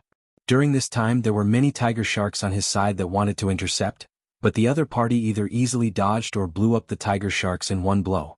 Tianyan was slightly surprised. The strength of the Tiger Shark battleship was about the same as the physique of a cultivator who had just advanced to Yuyao. If Lu Yi could destroy the Tiger Shark battleship so easily, it was clear that he had some strength. Where did this ruthless person come from? According to the information he had, although the Nine Heavens Star Pirate gang was not bad, Nine Heavens Burly should not be so strong. But the experience of the Azura field was just like this. This starry sky supreme treasure had gathered the shadows of countless monstrous geniuses since ancient times. Who knew when one would encounter one? Tianyin vaguely felt that this Lu Yi was most likely a cultivator from a certain era who had left his shadow here, because if the other party had come to participate in the experience of this era, with his strength, Tianyin should have heard of him. This experience seemed to be a bit too simple. Although the process was still quite bumpy in terms of the overall intensity of the experience, it was obviously not right. It turned out that the problem lay with the 9 Heavens Star Pirate Gang. In that case, the 9 Heavens Star Pirate Gang was the biggest obstacle of this experience. Second head, stop him.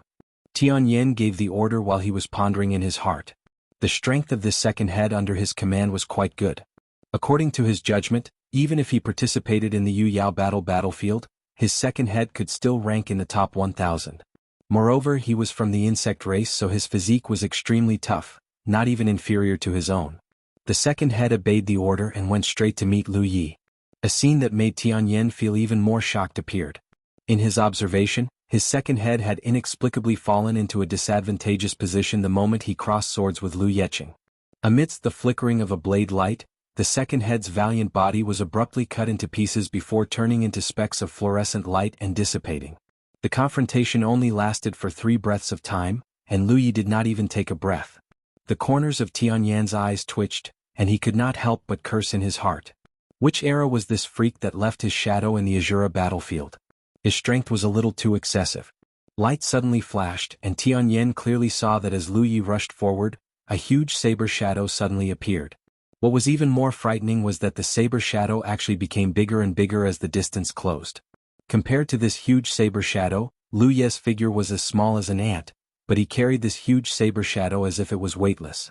An indescribable sense of oppression enveloped the bodies and minds of all the space pirates, and Tianyin hurriedly shouted, "Defend!" Following his order, the defensive array of the Thunderlight battleship was pushed to the limit, and the entire battleship was enveloped in a hazy halo. The huge saber shadow was raised high, and at the end of the saber shadow was an almost imperceptible figure. Lu Ye's flesh and blood wriggled violently as he stared at the battleship in front of him. As his arm swung down, the huge saber shadow also slashed down. Giant blade chop. Over the years, when Lu Yi was running around and cultivating under the 10,000 Elephant Sea, he was either condensing his own precious blood or prying into the legacies left behind by the ancestors on the talent tree. He also spent some time in the Cyan Hall inside the Fong Blade. The saber technique inheritance he obtained from Ho was more than what he had obtained before. This giant blade chop was one of the inheritances, from an ancestor called the Shining Moon Clan. However, according to the information Lu Yi obtained, this clan was originally a very small one, and it had been wiped out many years ago. Only the inheritances left behind by Ho left behind traces of this clan's existence. To deal with a battleship that had activated its defensive array, the giant blade chop was undoubtedly a very good method, and this attack also condensed half of Lu Ye's magic power. Compared to the saber chop, the power of this attack was not inferior in the slightest. However, the charging time was slightly longer, and it was not suitable for a battle between cultivators. On the contrary, it was more suitable for the current situation. Under this attack, the halo enveloping the battleship suddenly became much dimmer. The battleship trembled endlessly, and countless arrays collapsed at this moment. Under the impact of the huge force, the battleship was even sent flying horizontally for thousands of miles. Inside the battleship, many cultivators were swaying left and right, and Tianyin's eyelids were twitching violently. What made him feel relieved was that under this attack, the battleship's defensive array had withstood and was not broken. However, before he had time to rejoice, he saw Lu Ye's figure suddenly turn horizontally, and his saber pointed in the direction of the battleship. His figure spun rapidly, and with this rotation, flames began to spread out. In the blink of an eye, both man and saber turned into a fire dragon. How could Tianyin not know what Lu Yi wanted to do? He clearly wanted to strike while the iron was hot and break the battleship's defensive array. Having seen Lu Ye's terrifying strength with his own eyes, how could Tianyin let him do as he wished? With a surge of magic power, he immediately took over control of the battleship, intending to avoid the next attack. However, the main battleship was not small and it was not so easy to control. Even if Tianyin tried his best, he still could not succeed. He could only watch as the fire dragon ruthlessly bombarded the battleship's defensive array. This inheritance was obtained from an ancestor of the Thunderclap clan, but what the ancestor of the Thunderclap clan used was the Thunder Dragon drill, which was not the same as what Lu Yi was using now. This could not be helped. Lu Yi's magic power was of the fire element, and what he used was the Thunder Dragon drill. Under this attack, the battleship's defensive array was finally broken. Lu Yi's momentum did not decrease, and he directly drilled through the main battleship with his saber. Only then did the flames recede, revealing his figure. Inside the dilapidated main battleship, there was a burst of wailing and howling. After the battleship's defensive array was broken, countless unlucky people were affected by the power of the Thunder Dragon drill, either dying or being injured. Tianyan's heart sank to the bottom of the valley. To single-handedly break through his main battleship's defensive array and almost cripple it, was this even something a human could do? Even the current top 2 on the Yu Yao ranking couldn't do this, right? Which era was this monster from? If he had known the other party was so strong, he would not have ordered an attack on the 9 Heaven Star pirate gang. He would have invited them over and worshipped them. But it was too late to say anything now. Although he had already experienced the tyrannical power of the 9 Heaven Star pirate gang, Tianyan did not shrink back. This was because he had spent a lot of time and energy on this training. If he shrank back like this, then all his previous investments would have been for naught. Moreover, he was certain that no matter how monstrous the other party was, after using those 2 secret techniques, he must have consumed a lot of energy. He might not necessarily be unable to fight. Almost without hesitation, Tianyan rushed out of the battleship, and following his order, several Yu Yao from the Thunderclap clan also followed closely behind. Turning around, he immediately saw the 9 Heaven Star pirate gang. Tianyan was overjoyed when he saw this scene because this guy was actually swallowing a spirit pill at this moment. He had indeed consumed a lot of energy. Otherwise, he would not have swallowed a spirit pill at this time, and in such large quantities at that. He could fight. Tianyan's heart surged with confidence. He immediately led the Yu Yao cultivators under his command to meet Lu Yi, not giving him any time to catch his breath. Lu Yi stood in place with a calm expression, chewing a spirit pill in his mouth. His cheeks bulged and then he swallowed it whole. Under the power of the talent tree, the spirit pill's medicinal effects quickly took effect, and the transcendence energy he had consumed was clearly replenished. Staring at Tianyan, Lu Yi recognized at a glance that he was from the Stone Clan, but he did not know if he was the Shadow. If the other party was the Shadow, then he would have no qualms about killing him, but if he was not, then he could not kill him. No matter what, he still had some friendship with the Stone Clan, and had also helped him a lot in the 10,000 Elephant Sea. Even if it was only because of the different identities assigned to them during the training in the Azura field, it would still be somewhat unreasonable if he killed a member of the Stone Clan here. End of chapter.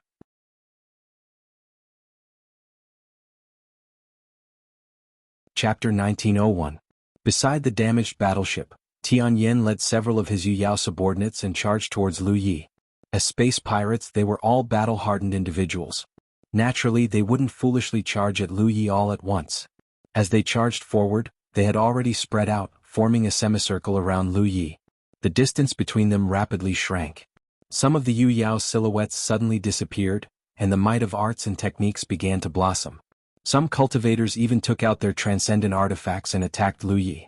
Even though Lu Yi had previously displayed extremely terrifying strength, the Thunderlight Sect's Yu Yao didn't feel much fear. Suddenly, the might of arts and transcendent artifacts enveloped Lu Yi's silhouette, instantly drowning him. At this moment, Tianyan suddenly cried out in alarm, "Careful!" When he turned his head to look, he saw that Lu Yi, who should have been in the distance, had somehow appeared beside one of their Yu Yao like a ghost. His pitch-black saber slashed horizontally, carrying not the slightest bit of killing intent or aura. The Yu Yao being targeted was the spell cultivator who had used the arts and techniques earlier. He had originally thought that he had succeeded, and had let his guard down. In the blink of an eye, that momentary lapse of concentration had turned into a fatal crisis. He hurriedly tried to retreat, but he discovered that it was too late. In his haste, he could only activate the might of his transcendent artifact to protect himself. Light suddenly erupted from his body. Immediately after, this light shattered, and his entire body stiffened as if he had been struck by lightning. His expression was one of terror. He had never imagined that the protective transcendent artifact he had placed such high hopes on wouldn't even be able to block a single attack from his opponent. Although the grade of his transcendent artifact wasn't very high, only 5-star, it was still a protective transcendent artifact. No matter what, it shouldn't have been broken so easily. He couldn't understand and he couldn't think any further. This was because after his transcendent artifact was broken, another saber swiftly slashed down, directly splitting his body in half. After the mountain pan saber had been upgraded to a transcendent artifact, aside from becoming sharper, it was especially effective against protective transcendent artifacts. Under normal circumstances, even if Lu Yi wielded a 7 or 8-star saber, he wouldn't be able to slice through his opponent's defenses with a single slash. However, the mountain pan saber could. No blood flowed out. The instant the Yu Yao's body was split open, this Yu Yao turned into specks of light and shattered. This undoubtedly meant that the other party was just a shadow, and it was unknown which era the cultivator was from. Almost as soon as Lu Yi succeeded, several attacks mercilessly bombarded him from all directions. These space pirates didn't care about the life or death of their companions when they attacked, which was a testament to their ferocity. On the contrary, from their point of view, if this round of joint attacks could kill both their companions and Lu Yi, they would have profited. Lu Yi drifted away and in the blink of an eye she appeared beside another Yu Yao. Tianyan's eyes were about to pop out of their sockets. He did not feel any heartache over the death of his subordinate Yu Yao. After all, he was not the true leader of the Thunderlight sect. This was merely his status as the leader of the Thunderlight sect. He did not have any actual relationship with Yu Yao. However, if too many of his subordinate Yu Yao died, it would not be beneficial to the development of his plan. It would also affect the rewards he would receive at the end of this training. How dare you? He roared furiously as he charged toward Lu Yi. He wanted to save Yu Yao, who had been targeted. However, how could he possibly make it in time? Just as he made his move, Yu Yao, who had been targeted by him, turned into fluorescent light and dissipated. After the first there was a second. After the second there was a third. To Tianyan's dismay, the Yu Yao under his command could not even touch the corner of his enemy's clothes. He did not know what kind of secret technique this leader of the Nine Heavens cultivated. He moved here and there like a ghost. There was no way to grasp any pattern to his movements. If this were all, it would have been fine. However, the key was that the saber in his hand possessed an extremely terrifying destructive power. Even the second leader under his command, who was ranked in the top 1,000 of the battle roll, could not last more than 3 breaths of time against him. How could the other Yu Yao be a match for him? The only one present who could fight against him was him. However, the other party did not exchange blows with him at all. All he did was jump about and annoy him. As a member of the Stone Tribe, his physique was strong enough. However, when it came to speed and agility, he was far inferior to the other party. He knew that if this continued, the Yu Yao under his command would probably all be slaughtered. Thus, he made a prompt decision and roared, "All of you retreat."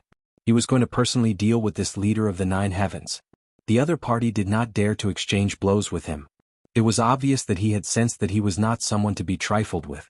The Yu Yao who had been lucky enough to survive had long been scared witless by Lu Ye's attacks. When they heard Tianyan's command, how could they hesitate in the slightest? They all scattered like birds and beasts, fear lingering in their hearts. Even so, Lu Yi had still managed to kill one of them. Tianyan had already charged over. His body, which looked like it had been carved out of stone, glowed with a bright light. His entire body swelled into a small giant, and a blazing light burst out from his eyes. He clenched his hand into a fist and shot it out fiercely. He roared furiously, "Die!" Lu Yi, who had just finished off one of the Yu Yao, suddenly turned around. Light flashed on the Pan Shan saber, and the divine edge spirit patterns had already been added to it. He swung the saber to meet that massive fist. In the instant that the fist and saber collided, the ferocious clash of powers turned into shock waves that could be seen with the naked eye. These shock waves spread out in all directions, enveloping a large part of the galaxy. The overwhelming fury in Tianyan's eyes turned into astonishment. His massive figure was sent flying backward. His vision turned upside down, and his expression was one of bewilderment and helplessness. Even though he had already known that the Paragon of the Nine Heavens was very strong before they had exchanged blows, it was only after they had actually exchanged blows that he discovered that the other party's strength was actually much stronger than he had imagined. The terrifying power that came with the slash of the saber actually made even him feel ashamed of his inferiority. This was the human race. There were only a few races in the galaxy that could compete with the Stone Tribe in physical strength at the same cultivation level. However, this definitely did not include the human race. What was with the terrifying power that the other party had suddenly released? What made Tianyan even more shocked was that he had clearly sensed that as the other party's saber slashed down, a crack had actually appeared on his fist. This was a very inconceivable thing. Because in terms of the toughness of their physiques, the Stone Tribe could be ranked in the top 3 in the entire galaxy. A powerful physique had always been the foundation of their existence, and it was also the natural advantage of this race. Even compared to transcendent treasures of the same level, their physique was superior. Yet now it had actually been broken by a single slash of the saber.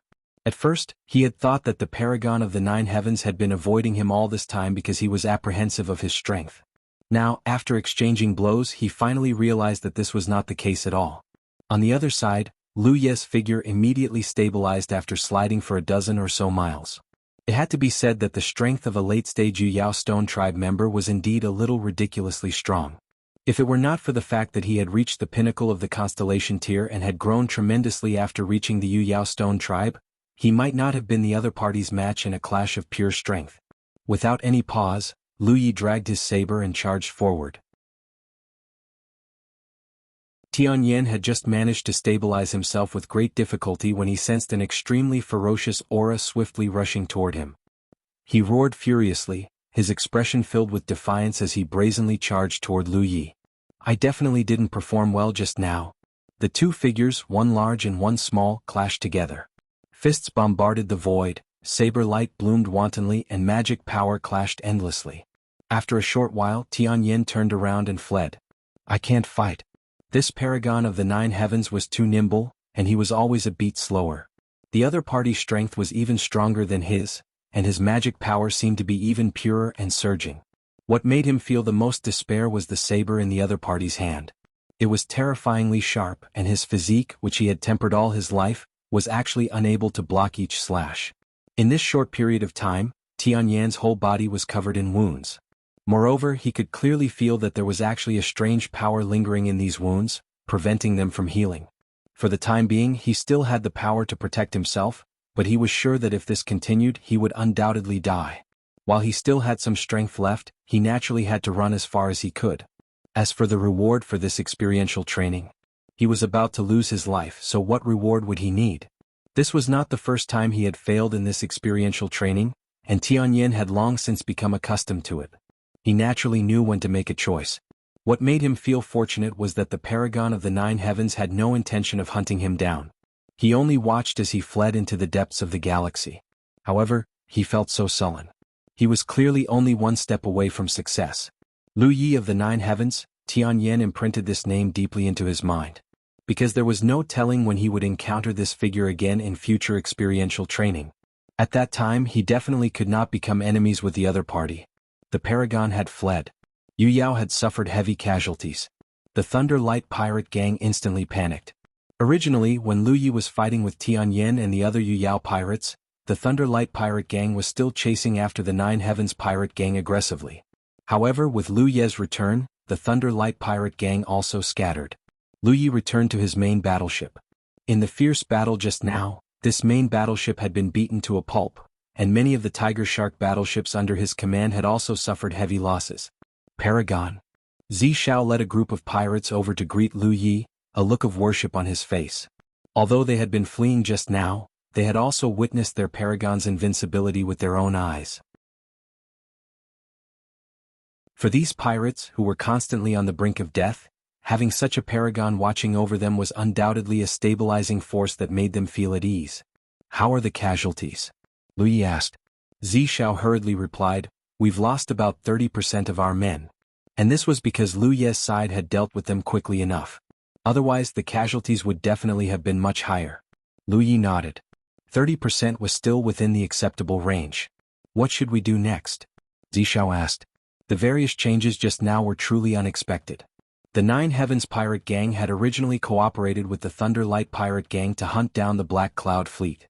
In the end, their Paragon had beaten the Thunder Light pirate gang to a pulp and even chased them away. This was somewhat comical, but from Zi Zhao's point of view, this matter could not be blamed on the Paragon. After all, the Thunder Light pirate gang was the one who attacked first. How could the Paragon not retaliate when he was so strong? Who would have thought that the Thunder Light pirate gang would be so weak and would be chased away by the Paragon in just a few moves? He had followed the Paragon for so many years, but he really did not know that his paragon's strength was so impressive. Lu Yi turned to look at the battlefield. The situation on the battlefield was very clear. Under the coordination of the Thunder Light Pirate Gang, the various pirate gangs had already gained the absolute upper hand against the Black Cloud Fleet. At this moment, the fleeing Black Cloud Fleet had also been surrounded by the pirate gangs, and there was nowhere for them to run. End of chapter.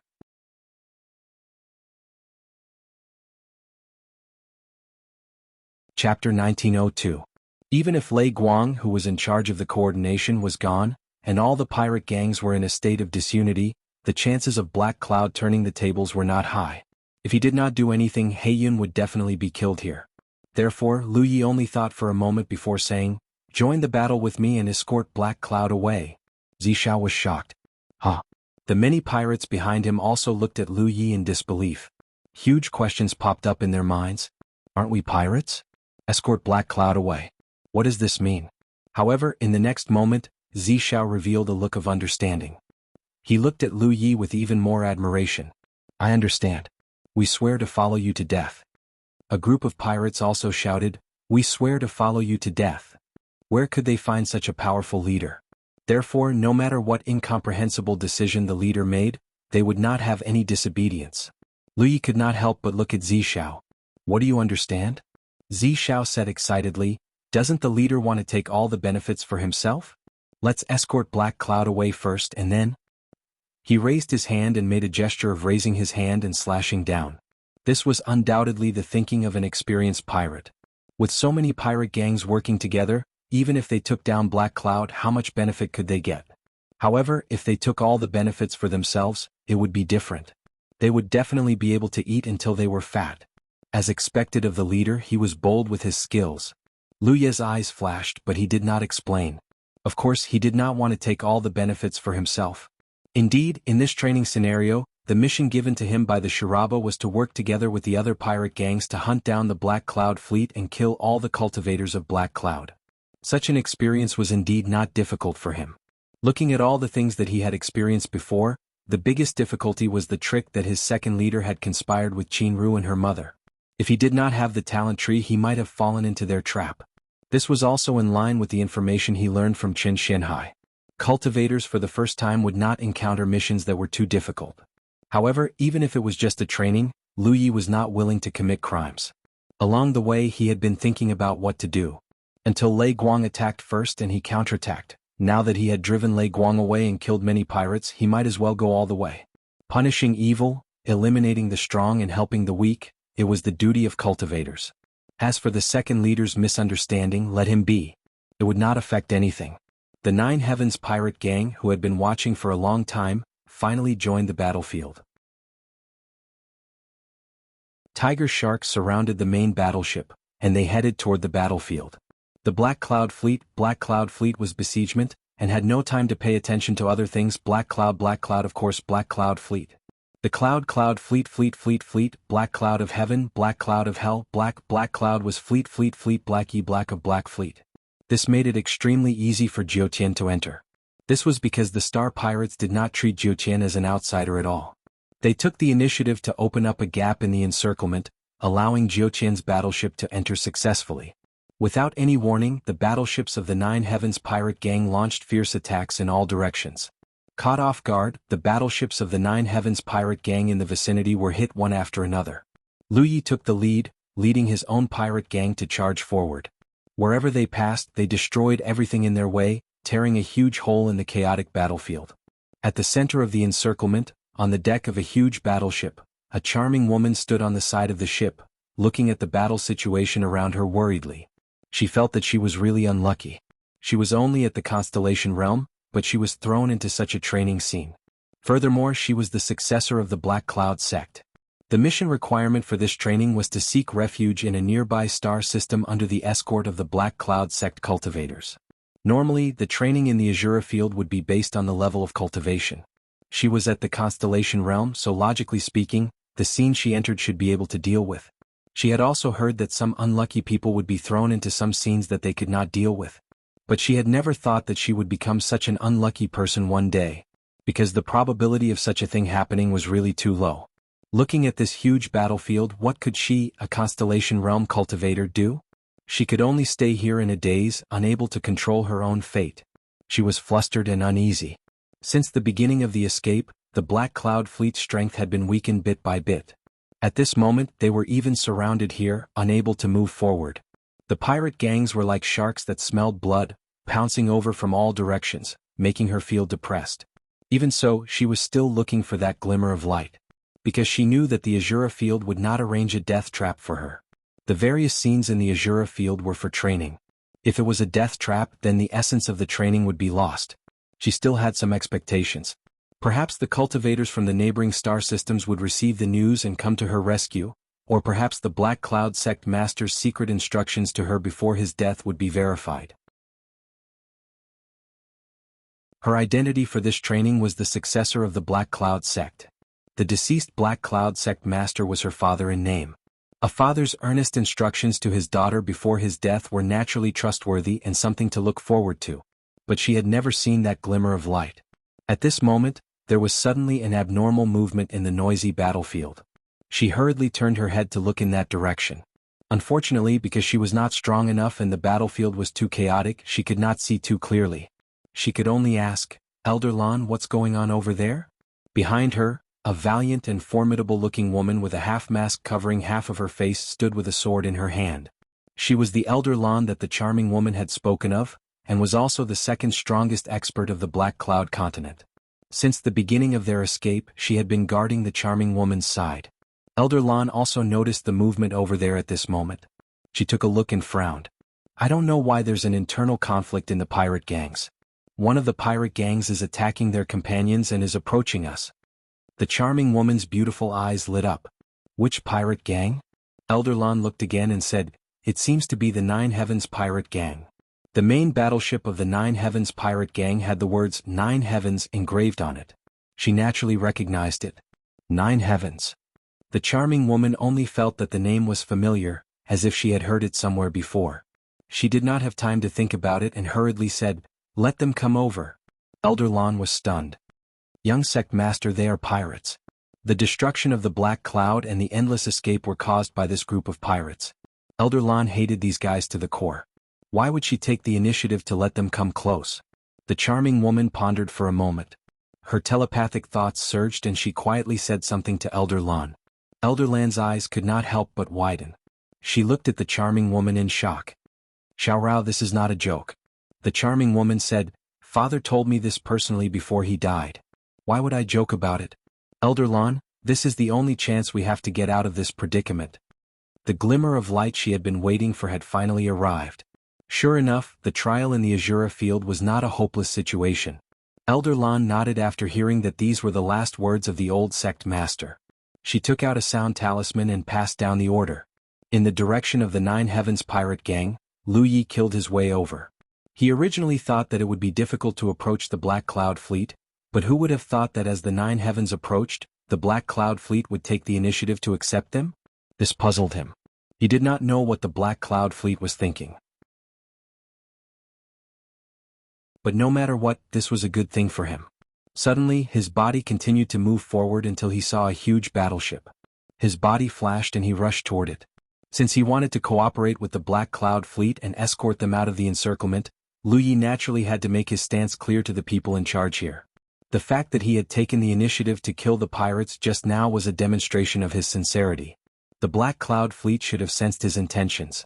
Otherwise, they would not have taken the initiative to accept him. Lu Yi landed on the spacious deck. He immediately sensed several Yu Yao auras and telepathic thoughts locking onto him. He glanced around and saw a woman wearing a half-mask and holding a sword. Her aura was very strong. She was undoubtedly at the late stage of Yu Yao. This female sword cultivator had a cautious look on her face. Although she had not personally exchanged blows with Lu Yi, she knew that Lu Yi's strength was definitely not inferior to hers from how invincible Lu Yi had been. Their eyes met and Lu Yi nodded slightly.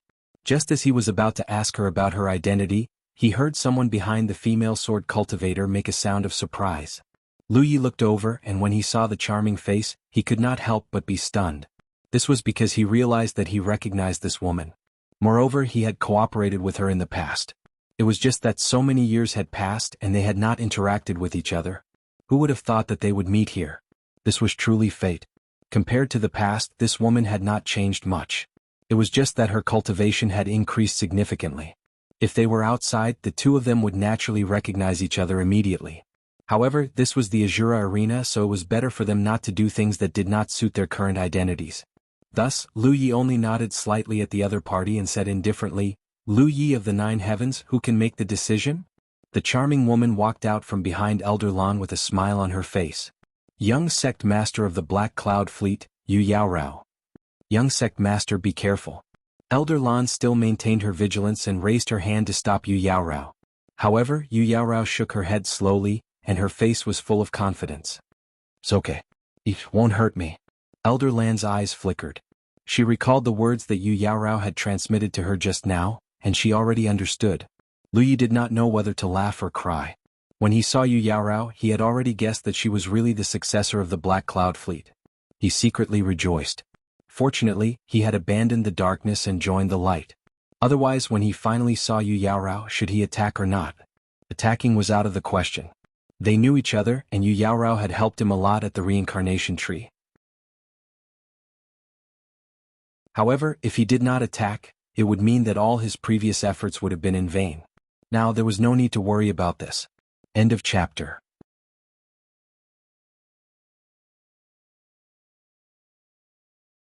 Chapter 1903. On the deck of Black Cloud's main battleship, Yu Yaorao bowed to Lu Yi and said, "Xiaorao greets second uncle." Lu Yi was stunned for a moment. He didn't understand what she meant by calling him second uncle, but when he saw Yu Yaorao winking at him, he immediately understood that Yu Yaorao was giving him an identity that matched his actions just now. He thought for a moment and said, "It has been many years since we last met. Xiaorao has also grown up." Then he changed the topic and said, "Let's not talk too much. I will escort you to break out of the encirclement first."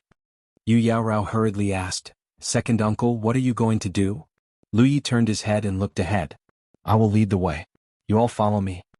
As soon as he finished speaking, he jumped up and charged towards the battleships of the pirate group in that direction. Yu Yaorao was shocked and hurriedly ordered, "Follow him."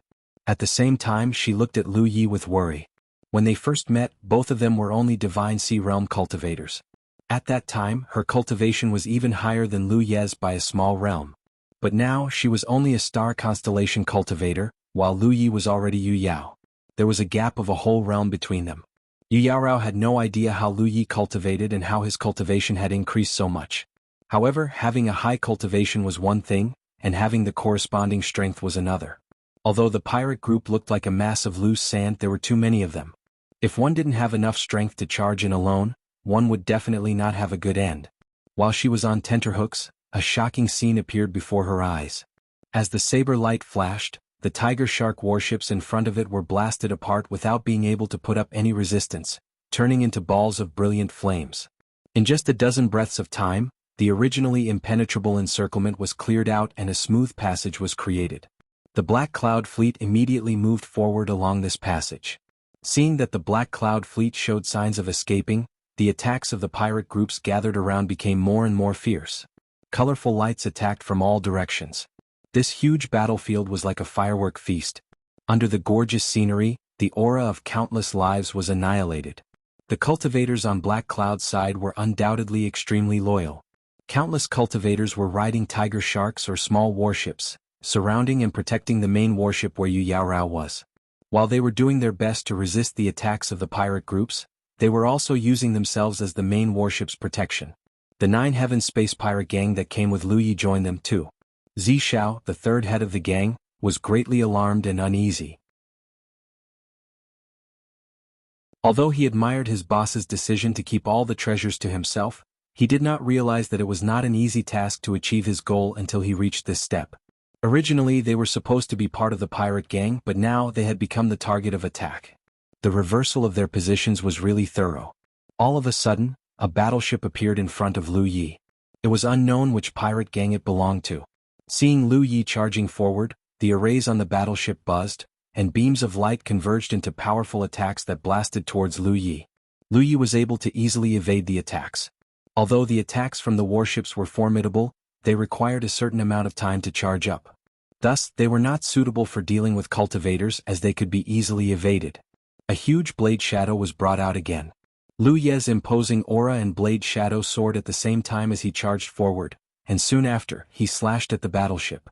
Compared to the Thunderlight sect's main battleship, the grade of the battleship was undoubtedly inferior.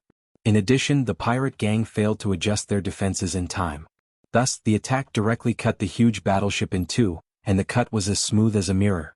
It was unknown how many pirates died under this attack, and the rest fled in panic. Yu Yaorao watched this scene from afar, her heart surging. She could not help but recall that in the Alpha Origin stage, Lu Yi also seemed to be invincible. Therefore, even if she did not obtain the qualifications to be ranked in the top 100 at that time, it was because of Lu Ye's protection that she was able to safely wait until the end. In the end, she obtained a spirit light from the Alpha Origin stage and was promoted to a constellation mansion. After so many years, a sense of security once again lingered in her heart. It was as long as this man stood in front of her, all her worries would vanish. Amazing. Beside her, Elder Lan could not help but praise. Yu Yaorao asked, "How is Elder Lan compared to second uncle?" Elder Lan shook her head. "I'm far inferior to him." Yu Yaorao's red lips curled up slightly. She knew that Elder Lan was a proud and arrogant person. As a sword cultivator and the strongest person in the Black Cloud sect, an ordinary Yu Yao would not be able to compare to her. However, Lu Yi could actually make her admit that she was far inferior. As this thought flashed through her mind, several figures suddenly pounced towards Lu Yi from all directions. Yu Yaorao could not help but send a voice transmission, "Be careful." She could tell that those figures were all Yu Yao. Although Lu Yi had already displayed terrifying individual strength, destroying numerous tiger sharks and a main battleship, these Yu Yao had grasped the opportunity to attack with great precision. They clearly felt that Lu Yi had consumed a lot of energy after destroying the main battleship, so if they did not act now, when would they? "I'll go help him," Elder Lan said anxiously. The long sword in his hand let out a clear sword hum, and he charged into the battlefield in front of him with sword light. However, before she could reach the battlefield, Lu Yi had already raised his saber and cut down the fiercest Yu Yao closest to him like he was slaughtering a chicken. If that was all, it would be fine. More importantly, the one he had killed was a late-stage Yu Yao. The Yu Yao had sensed that something was amiss and had put up a defensive barrier in time, but it was as fragile as paper. Elder Lan could not help but narrow her eyes as she secretly rejoiced. Fortunately, this person was a member of Black Cloud. If he was really a space pirate, Black Cloud would have been doomed. After killing one, Lu Yi immediately charged towards the second Yu Yao. Seeing that Lu Yi was still as ferocious as ever, the Yu Yao did not dare to approach and hurriedly turned around to flee. However, he did not expect that Elder Lan would appear and block his path. Seeing this, Lu Yi immediately changed targets. 10 breaths later, all the Yu Yao who had attacked him had either died or fled. The situation was clear. One could not blame the Yu Yao for being so cowardly. Their companions had simply died too quickly. If any one of the Yu Yao had been able to stall Lu Yi for a while, they would have been able to see some hope of victory. However, even a late-stage Yu Yao could not withstand 3 of Lu Ye's saber strikes. Who else would dare to be impudent? Space pirates were a group of people who sought benefits the most and avoided harm the most. They would never do anything without benefits. When there were benefits they would rush forward, but when there was danger they would run away faster than anyone else. If Lei Guang was still here, then under Lei Guang's overall command, it wouldn't be so easy to deal with the joint forces of the pirate gangs. However, Lei Guang had already been killed by Lu Yi, and even the leader of Lei Guang had fled. Although there were many space pirate gangs, it was difficult for them to accomplish anything when they were all in a state of disunity. The tight encirclement had been completely broken through. When the battered Black Cloud fleet escaped through the gap, it meant that this chase had come to an end. The Black Cloud fleet gradually disappeared into the distance. Space pirate gangs of all sizes gathered together, with Lu Yi standing in the middle. He alone blocked the starry sky, but not a single space pirate dared to be impudent. That pitch-black long blade was like a bottomless black hole. In this battle, it was unknown how many space pirates had been killed. Only when the space pirate gangs that were unwilling but unable to do anything dispersed did Lu Yi turn around and chase in the direction of the Black Cloud fleet. When he caught up with the fleeing Black Cloud fleet, he strangely discovered that the size of the entire fleet had become a lot larger. There were obviously many new warships in the fleet. On the Black Cloud fleet's main warship, Yu Yaorao was waving at him. Lu Yi rushed up and discovered that there were some unfamiliar faces here. At this moment they were sizing him up. Yu Yaorao knew that he was puzzled, so she took the initiative to explain. Only then did Lu Yi know that the neighboring galaxy had sent a fleet and cultivators to pick them up. However, due to the long distance, they had arrived a little late. They had only arrived after the fierce battle had ended. Under Yu Yaorao's introduction, they greeted each other. It could be seen that Yu Yaorao was very happy because at this point in the experiential learning, her mission was basically over. This trip was daunting but not dangerous. Moreover, participating in this kind of experiential learning with the body of a constellation, the reward she obtained would not be too bad. After chatting for a while, Lu Yi bid farewell and left. His identity here was the leader of the space pirates, so it was naturally inappropriate for him to follow them to the neighboring galaxy. The few Yu Yao who had rushed over were looking at him with an expression full of fear. Obviously, they had heard of his previous astonishing achievements. After bidding farewell to Yu Yaorao, Lu Yi leaped up and left. The Nine Heavens space pirate gang's warship was waiting in the distance. Second uncle. Yu Yaorao's voice came from behind. Lu Yi turned around and saw her hurriedly flying over. Lu Yi stood still. When she got close, Yu Yaorao suddenly flipped her hand and an object appeared in her hand. Lu Yi looked at it and recognized at a glance that it was the treasure he saw when he entered the experiential learning. It was a spherical object that was green all over. The destruction of the Black Cloud fleet was caused by it. His experiential learning mission this time was to seize this treasure and then kill all the cultivators of the Black Cloud fleet. Take a look and see if this is a real treasure. Yu Yaorao handed it over. According to the information I received, this treasure is related to the secret of a cultivator's breakthrough to sunshine. It was precisely because of this that it attracted the covetous eyes of so many space pirates. Ordinary treasures would not bring such a disaster to the Black Cloud fleet. Lu Yi raised his eyebrows. He picked up the sphere and tried to pour his magic power into it, but there was no reaction. He probed with his divine sense, but he did not detect anything. He shook his head and said, "It shouldn't be." Some of the treasures that appeared in the experiential learning mission were real, which meant that they could be taken out and used, but some were fake. For example, this sphere was just a prop in this experiential learning mission. On the surface, it hid the secret of the breakthrough to sunshine, but in fact it was nothing. That's a pity. Yu Yaorao felt somewhat regretful. If this treasure really hid the secret of the breakthrough to sunshine, then its value would be unlimited. Especially since Lu Yi happened to be at the late stage of Yu Yao, this treasure should be useful to him.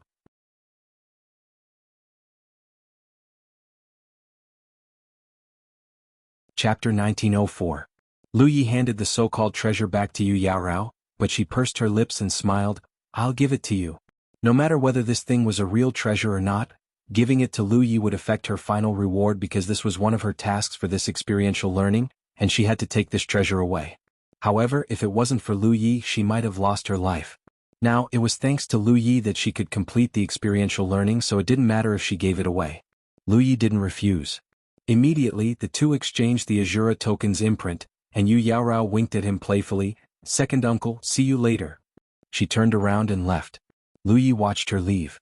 Soon, the Black Cloud fleet that had reorganized set off into the distance until it disappeared at the end of his field of vision.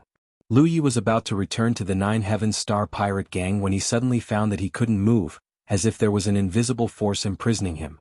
He didn't panic because he roughly knew what had happened. The surrounding scenery suddenly shattered, and then the world collapsed.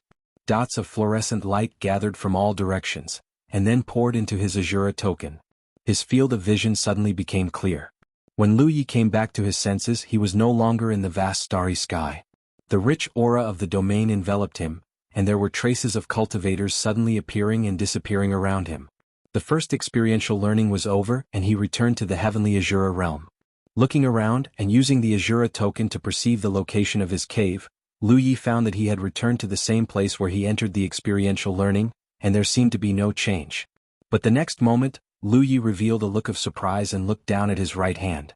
Because he found that he had brought back something, and it was the treasure that Yu Yaorao gave him in the end.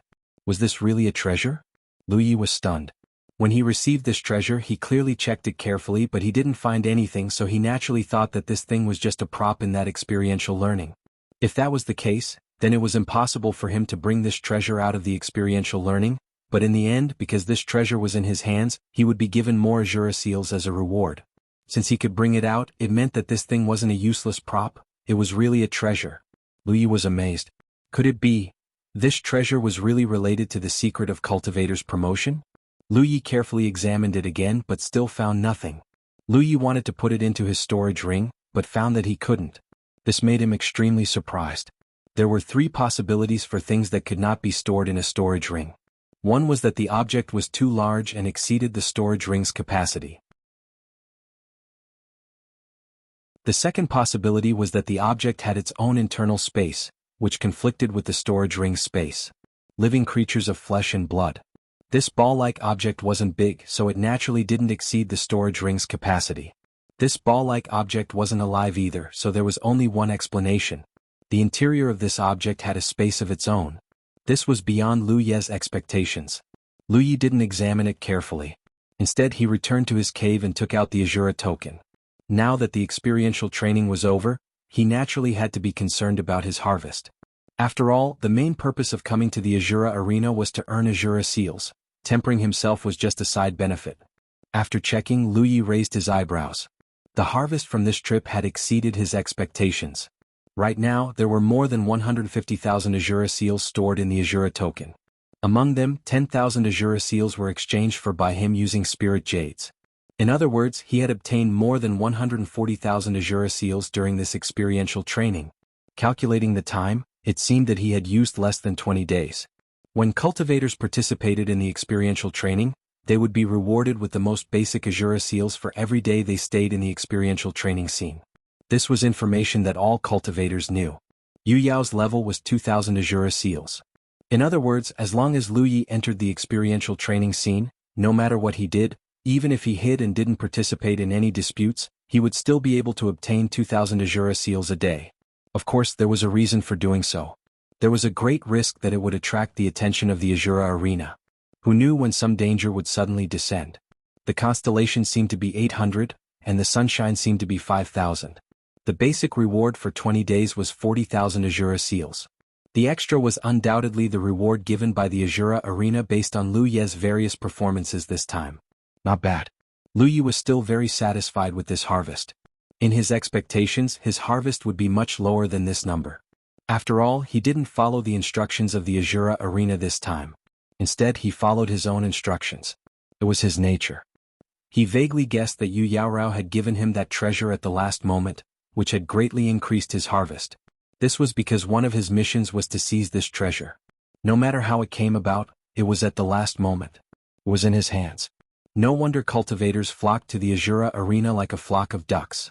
Earning 140,000 Azura seals in 20 days was equivalent to 1.4 million spirit jades.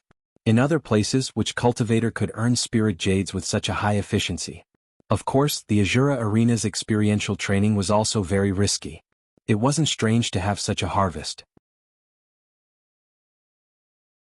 Not to mention Yu Yao, even if Sunshine came here, he would have to be mentally prepared to die. 150,000 Azura seals wasn't a small amount, but compared to the resources he wanted to exchange for, it was nothing. In the Azura treasury, the cheapest Bodhi fruit was close to 230,000 Azura seals. The white moon crystals he had refined before were as high as 1 million. The Azura token suddenly vibrated. Lu Yi checked it and found that Yu Yaorao had sent a message, asking about the location of his cave. Lu Yi told her the truth. In less than half an hour, the Azura token vibrated again. After checking it, he found that it was Yu Yaorao again, and there were only 2 simple words. Open the door. Lu Yi opened the door to his cave. Sure enough, he saw Yu Yaorao standing outside with a smile like a flower. Her charming face coupled with her voluptuous figure was really a feast for the eyes. How did you get here so quickly? Lu Yi was stunned. The heavenly Azura realm was very big, but Yu Yaorao had only spent half an hour to get here. It was really puzzling. Yu Yaorao said, "My cave is not far away." Lu Yi understood. "Second uncle, you won't let me in?" Yu Yaorao blinked at him. "Don't be naughty." While speaking, Lu Yi took out the Azura command and shot a profound light at Yu Yaorao. This call of second uncle made him seem older by many years. Moreover, he dared to say that Yu Yaorao was definitely older than him. Yu Yaorao giggled, clasped her hands behind her back and skipped into the cave. She looked around and said, "Your cave is too shabby. You don't even know how to take care of it." Lu Yi didn't reply. Guiyi had told him that the cave could be expanded, but before that he had to ask for permission from the Azura field. Moreover, he had to pay a certain amount of Azura seals. Lu Yi didn't have the mood to do this. After all, this was just a temporary shelter for him. It was enough for him to have a stable environment. There were only a few simple pieces of furniture in the cave. They were all brought by Lu Yi himself. Yu Yaorao casually found a seat and sat down. The small cave was suddenly filled with a delicate fragrance, which made people intoxicated. Lu Yi thought for a moment. She was a guest, so he took out a tea set and started to cook. Then he chatted with Yu Yaorao. Lu Yi found it strange that she was in the Azura field. After asking, he learned that the Nine Mysteries galaxy where Yu Yaorao came from was similar to the Rainflower galaxy where Guiyi came from. They were both neighbors of the Azura star field. Therefore, when the cultivators of the Nine Mysteries galaxy reached a certain level of cultivation, they would come to the Azura field to train. They had a unique advantage in this aspect. It could be said that whether it was the Rainflower galaxy or the Nine Mysteries galaxy, the cultivators might not have been to the 10,000 Elephant Sea, but it was impossible for them not to have entered the Azura field. Yu Yaorao had obtained the Alpha Origin Spirit Light back then and used it to ascend to the constellation realm. Her future was limitless, so the Nine Mysteries galaxy naturally nurtured her with all kinds of cultivation resources. Her cultivation had also rapidly improved. She had come to the Azura field when she was at the mid-constellation realm. Compared to Lu Yi, who was a newcomer, she had spent a much longer time here. During this period she had encountered many dangers, but they were all averted in the end. This time, it was the most thrilling because she had been thrown into the Yu Yao's training ground. She could only be a spectator during the training, unable to control her own orders. Yu Yaorao's face was filled with lingering fear when she talked about her experience. She held the teacup with both hands and said, "Fortunately, you came out at the critical moment. Otherwise, I'm afraid we would have suffered a calamity this time." Speaking of this, she suddenly became somewhat angry. She then looked at Lu Yi and said, "I've been waiting for you. You took action too late." Lu Yi blinked. "You were waiting for me? You knew I was in the same training ground as you?" Yu Yaorao sneered. "I didn't know you were my second uncle until you suddenly came out." Lu Yi was taken aback for a moment before he vaguely understood. "So you didn't call me second uncle casually? You really do have a second uncle?" Yu Yaorao stared blankly at Lu Yi. "Aren't you from Black Cloud?" Lu Yi said, "I'm the head of the Nine Heavens Star Pirate Gang." Their eyes met for a while and Yu Yaorao didn't know whether to laugh or cry. "Then where's my second uncle?" How would Lu Yi know where his second uncle was? But it was only now that he understood that Yu Yaorao didn't call him second uncle casually. There really was such a person. He came from the Black Cloud continent and hid in a certain star pirate gang, waiting for an opportunity to act. In the end, he didn't show up because there was no need to show up. The reason why Yu Yaorao was waiting for her second uncle was because the old sect master of Black Cloud sect had secretly told her before he died that there was someone on her side in the Star Pirate Gang. This was her only chance of survival. In fact, there was a token between the two of them that could prove the true identity of her second uncle, but after Yu Yaorao saw Lu Yi, she naturally recognized him as her second uncle and didn't take out the token. Lu Yi was quite surprised when he learned about all this. On one hand, he followed his heart, and on the other hand he took advantage of the situation after counterattacking Lei Guang, but he didn't expect to make such a mistake. But in any case the result was good.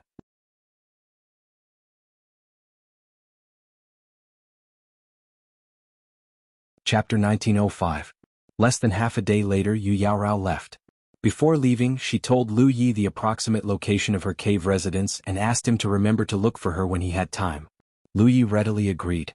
After sending Yu Yaorao away, Lu Yi calculated the time. It seemed that there were only about 10 days before the settlement of the battle list. Such a small amount of time shouldn't be enough for him to participate in another experiential learning, unless it was the simplest kind of fighting scene. Additionally, there was another rule in the Azura arena. After a training session, cultivators would not be able to participate in another training session for a short period of time. This period of time could be long or short. As for when they could start again, cultivators would be able to sense it through their Azura command. Since he couldn't participate in the experiential learning, Lu Yi just wanted to challenge the Yu Yao battlefield. Now that he was ranked 7th, he naturally couldn't be satisfied. His goal was the first place of the Yu Yao battle list. However, before he challenged, he still contacted Walnut first. After all, he had an agreement with her. Every time he participated in a battle in the battle list, she would place a bet on him and then reap the benefits. Half of the benefits would belong to him. Not long after the message was sent, he received a response. "You want a challenge now? Can you wait for 2 days?" My experiential learning here is almost finished.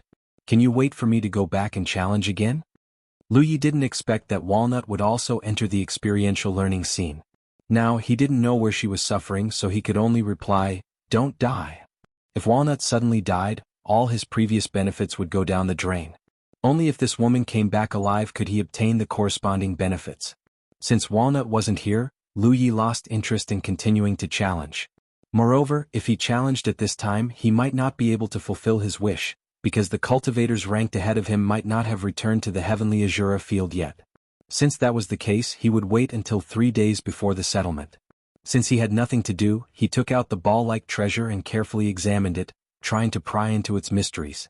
In the end, no matter what Lu Yi did, he couldn't find anything special about it. After thinking for a while, Lu Yi hit the ball-like treasure with his palm. He only patted it lightly and didn't use much strength at all. However, it was this palm that caused the ball to shatter. Lu Yi was stunned for a moment. If it could be destroyed so easily, then it was obviously not a treasure. However, the fact that there was no way to put it into a storage ring was very puzzling. But soon Lu Yi saw a strange object in the pile of debris. It was a square object about the size of a baby's fist. It seemed to be carved out of crystal and looked like a magnified dice. However, there were no words on its surface. Instead, it was smooth. Lu Yi picked it up and examined it carefully. He couldn't see anything special about it, so he tried to put it into his storage ring but failed. He immediately understood that the ball-like thing was indeed not a treasure. The treasure was the die hidden within it. However, Lu Yi really couldn't figure out what this thing was for. He tried to channel his mana into it, but it didn't show any signs of being accepted. He probed with his divine sense, but there were no abnormalities. Suddenly his mind stirred. Since this thing came from the training scene, then perhaps he could find an answer in the Azura's treasure trove. This was because there was a place in the Azura's treasure trove that would recycle rare and strange treasures. According to the value of the treasure, a cultivator would be rewarded with a certain number of Azura seals. Under normal circumstances, if a cultivator obtained a treasure they didn't recognize, they would go to that place to have a look. They wouldn't recycle it, but rather have the Azura's treasure trove help them identify it. This was common knowledge. Therefore, in the Azura's treasure trove, it was very difficult for cultivators to pick up treasures. This was because no matter how rare or strange a treasure was, cultivators could use the Azura field to figure out its use and value. Lu Yi took out the Azura token, opened the door and entered the treasure trove. With a thought, he arrived in an area. There were many empty cylinders here. Cultivators only needed to place treasures they couldn't identify on the cylinders and they would be able to obtain specific information about the treasure and its value. There were quite a few cultivators here, all of them clearly having the same thoughts as Lu Yi. Some of them were ecstatic, clearly having obtained some good items. Others shook their heads and sighed, no doubt because the treasures they had placed their hopes on were nothing more than trash. Lu Yi found a secluded place and placed the die in his hand on the cylinder in front of him. In the next moment, a layer of dim light suddenly appeared and enveloped the die. At the same time, some information inexplicably appeared in Lu Ye's mind, undoubtedly from the Azura field. Die of Fate, the attribute of a supreme treasure. Seek fortune and avoid disaster. Defy the heavens and change one's fate. Lu Ye's eyebrows twitched. Without any hesitation, he grabbed the die in his hand again. He glanced around and found that no one was paying attention to him. The attribute of a supreme treasure. This strange die was actually the attribute of a supreme treasure. This was really a great bargain. As expected, Lu Yi, have always been kind to others. I love to help the weak and get rid of the strong. When I see injustice on the road, I draw my sword to help. This opportunity is well deserved. Counting up, he had obtained 2 supreme treasures. The pill gourd had endless magical uses, refining spirit pills effortlessly, and the minor constellation hall could easily create a top-grade spiritual island in a place like the 10,000 Elephant Sea. The attribute of this die of fate was definitely not bad. Suppressing the excitement in his heart, Lu Yi held the die and sized it up. Now, with the help of the Azura field, he had figured out what this thing was. As for why this thing was in the Azura field, it was not difficult to understand. In the vast Azura field, countless cultivators had come and gone since ancient times. Some had great harvests and naturally some had died mysteriously. There were countless treasures of all kinds in the Azura field. If someone brought in a supreme treasure from the outside, it was natural that it would be lost in the Azura field after death. Moreover, before the heavenly Azura clan was exterminated, They had already invested a large amount of treasures in the Azura field. But how exactly was this thing to be used? Seek fortune and avoid disaster. Defy the heavens and change one's fate. It sounded very mysterious and unparalleled. Thinking about it, since it was a die, perhaps it should be. Lu Yi squatted down and threw the die into the open space in front of him. The die rolled a few times and flipped a few sides before stopping. Then, Lu Yi clearly saw that the face of the die that was facing up suddenly glowed, and a large word appeared. Auspicious. Lu Yi raised his eyebrows. Just as he was thinking that the meaning of this auspicious word should be good, the word suddenly turned into a ray of light and shot towards him. Caught off guard, Lu Yi didn't have time to dodge at all and was hit directly on the forehead by the light. His expression changed and he hurriedly urged his strength to check his body, but found that he didn't feel anything. Even the talent tree in his body didn't react. But what made him feel strange was that at this moment he clearly had a very strange feeling. This feeling was indescribable, but it was a very strong confidence that was born inexplicably. It seemed that no matter what difficulties were placed in front of him, he could easily solve them. Anything he wanted he could plunder at will. This feeling was too strange and Lu Yi couldn't get used to it for a while. But, what was the use of this? Right now, there didn't seem to be any problems in front of him that needed to be solved. He did want the treasures of the Azura field, but that thing cost 10 billion Azura seals. Where would he get it? He couldn't say that the Azura field would be given to him for free. This was completely unreasonable. Suddenly, Lu Yi thought of a good place and also a place where he could verify whether the dice of fate was useful or not. With a thought, his vision changed and he came to another area of the treasure house. There were storage rings placed on the pillars here. This was the place that Guei had warned him to stay away from, and it was also the area where cultivators liked to gamble. Many cultivators stayed and walked here, checking the storage rings one by one, trying to spy on which storage ring was worth a gamble, but they often lost completely. Lu Yi was actually not very interested in this place. Although there were precedents of getting rich overnight and more than once there were losses and there were wins. The final outcome of gamblers was only to lose everything. He only came here to verify whether the dice of fate was useful or not, and at this time he really did have a very strong confidence that he would definitely be able to gamble for a very valuable storage ring. Just as he was looking around, a voice suddenly came from the side. Fellow Taoist, choose this. Lu Yi turned his head to look and found that the person talking to him was an old man. At first glance he looked a little familiar. After thinking carefully he immediately remembered. This old man was the one who had shouted that it was finally his turn when he came here for the first time. That time he should have hit the jackpot. The old man was obviously very experienced. Lu Yi humbly asked for advice. What do you mean? The old man had an unfathomable look. He stroked his beard and said, there are many ways to judge the quality, judge the color, and gamble for luck. I can't explain it to you in a short time, but if you trust this old man, choose this. According to this old man's observation, this storage ring is most likely left behind by Rizhao. It won't let you down. This old man has no other request. If fellow Taoists can benefit from it, just give me a little bit. Lu Yi blinked. It didn't matter to him at all, so he reached out to grab the storage ring.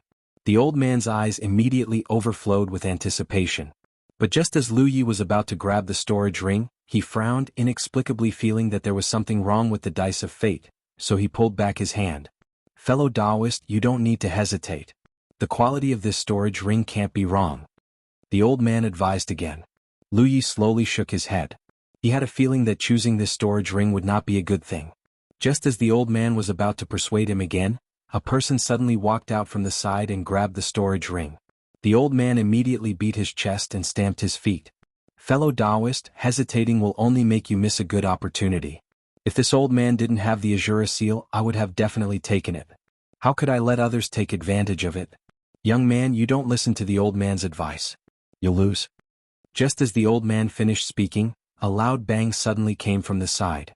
Lu Yi quickly turned his head and saw the cultivator who had just exchanged for the storage ring standing in place with a dumbfounded expression. The storage ring he exchanged for had already exploded into pieces. After being stunned for a while, the cultivator cursed, "Fuck your ancestors." Lu Yi turned his head to look at the old man. The old man's expression didn't change. Some storage rings are too old. If you're not careful enough when unsealing them, something like this can happen. But that storage ring was definitely left behind by Rizhao. What a pity. If this old man had exchanged for it, he would definitely have successfully unsealed the seal. End of chapter.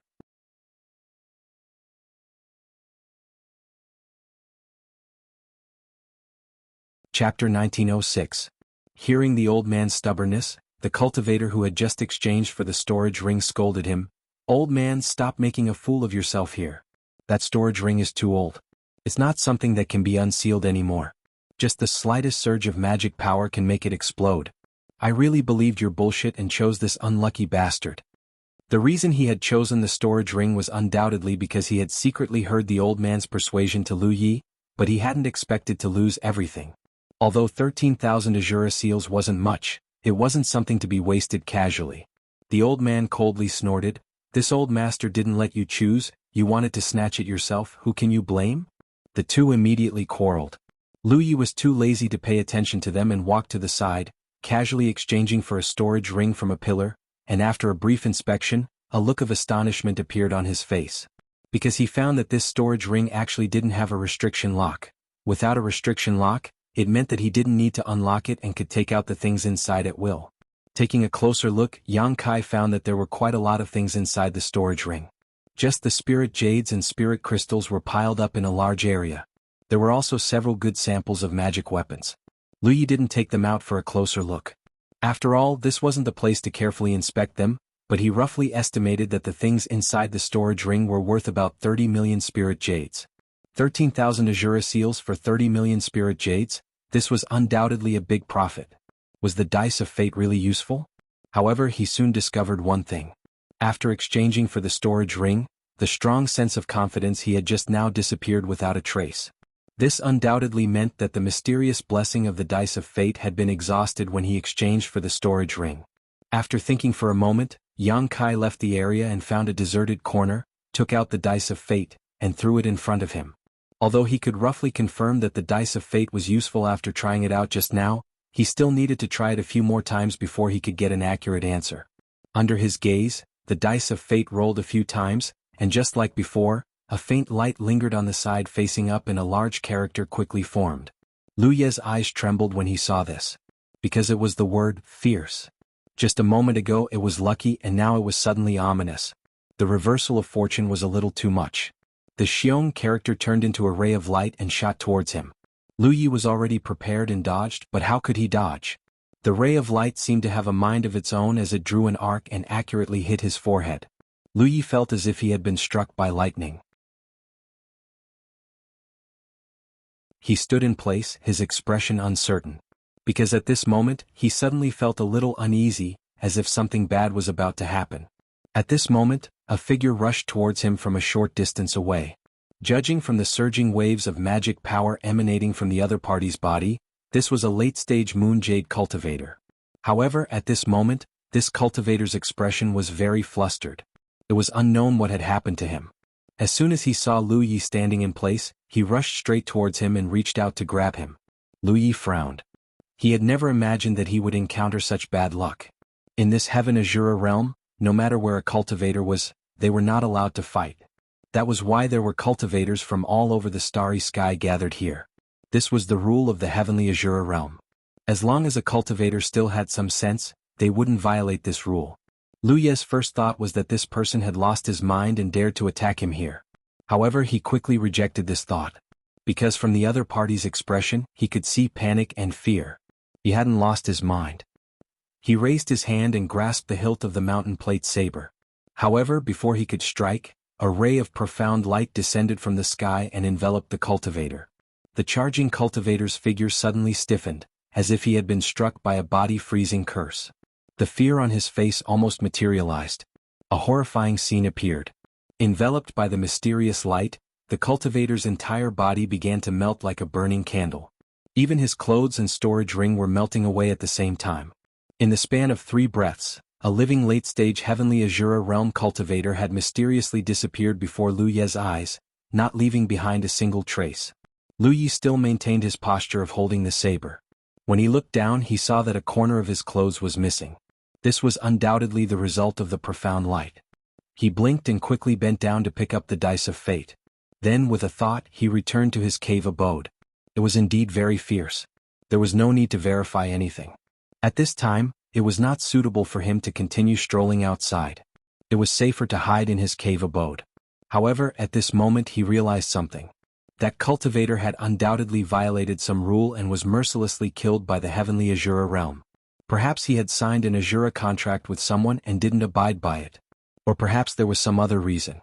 It was just that the other party had appeared in front of him and inexplicably attacked him. Perhaps he was unwilling to die and wanted to drag someone down with him. However, this was none of his business. Moreover, he hadn't attacked just now. He had only assumed a defensive posture, so he hadn't violated any of the rules of the heavenly Azura realm. Naturally, that kind of obliteration wouldn't befall him. Lu Yi sat down cross-legged and immersed his consciousness into investigating. The talent tree was burning fiercely, and a large amount of gray fog rose into the air. Something formless was being incinerated. Lu Yi guessed that this was the mysterious power that the dice of fate had bestowed upon him. The talent tree hadn't reacted the first time because the first blessing was a good thing for him, so the talent tree hadn't reacted. However, the second blessing was an ominous one, so the talent tree had reacted. Last time, the chains formed by the Azura contract had been incinerated by the talent tree. It had taken several days. Lu Yi estimated that it wouldn't be completed so quickly this time. However, in comparison, the Azura contract was a bit of the power of a supreme treasure, and his dice of fate was only a subordinate treasure of a supreme treasure. Compared to a real supreme treasure, it was undoubtedly much worse.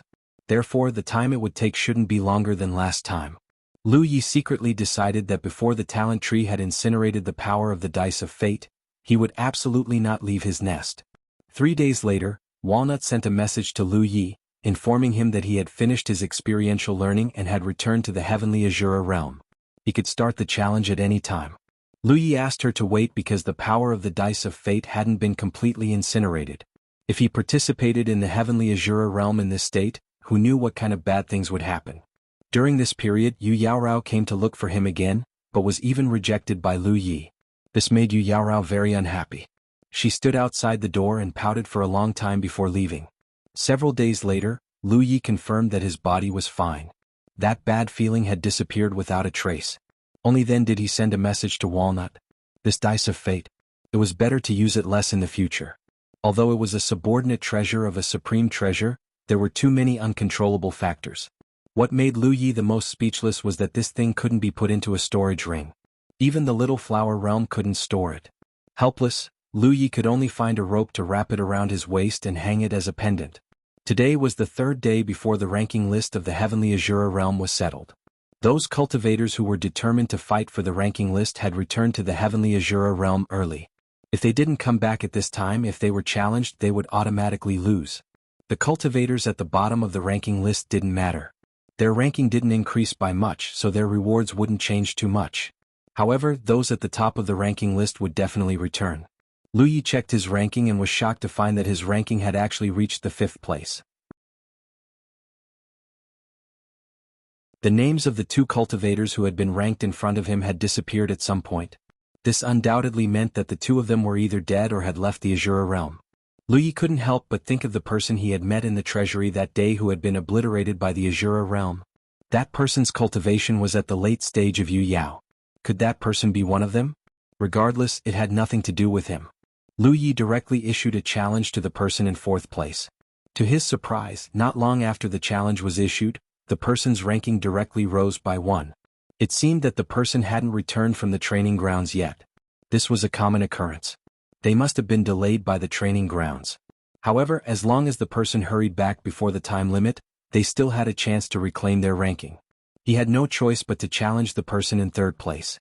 At the same time, in a cave in the heavenly Azura realm, a stone cultivator was lying on a bed. Beside him, another stone cultivator was urging his power to heal his injuries. Judging from the other's magic power fluctuations, it was a sunshine cultivator. The stone cultivator wasn't proficient in the art of healing. This was due to the limitations of his physique. However, the stone cultivator lying on the bed had suffered an extremely strange injury. It wasn't a problem that could be cured with simple medical skills. It required a powerful force to suppress and remove it. Sunshine's stone cultivator was currently suppressing and removing the strange injury from his disciple's body. He had already stayed here for 10 days and was about to resolve it. At this moment, the stone cultivator lying on the bed said, "Elder, someone wants to challenge me." Sunshine's stone cultivator withdrew his magic power. He nodded and said, "Then go. However, don't use too much strength. The energy lingering around your injury is very strange. Although it's almost resolved, if you continue to use too much strength it might worsen." The stone cultivator on the bed stood up and nodded. "I understand. Elder, don't worry. It won't take long. I'll be back soon." He wanted to see which blind bastard dared to challenge him. This was something he hadn't encountered in a long time. If it were any other time he would definitely be very interested. However, he was being disturbed at a critical moment in his recovery. This undoubtedly annoyed him. He secretly decided to teach the challenger a lesson. One had to know that in the battle arena on Yu Yao's level, he had the title of eternal third place. In the huge battle arena, there were hundreds of thousands of people on Yu Yao's level. To be able to occupy third place for so many years showed how strong he was. First watch today, I have something to do outside.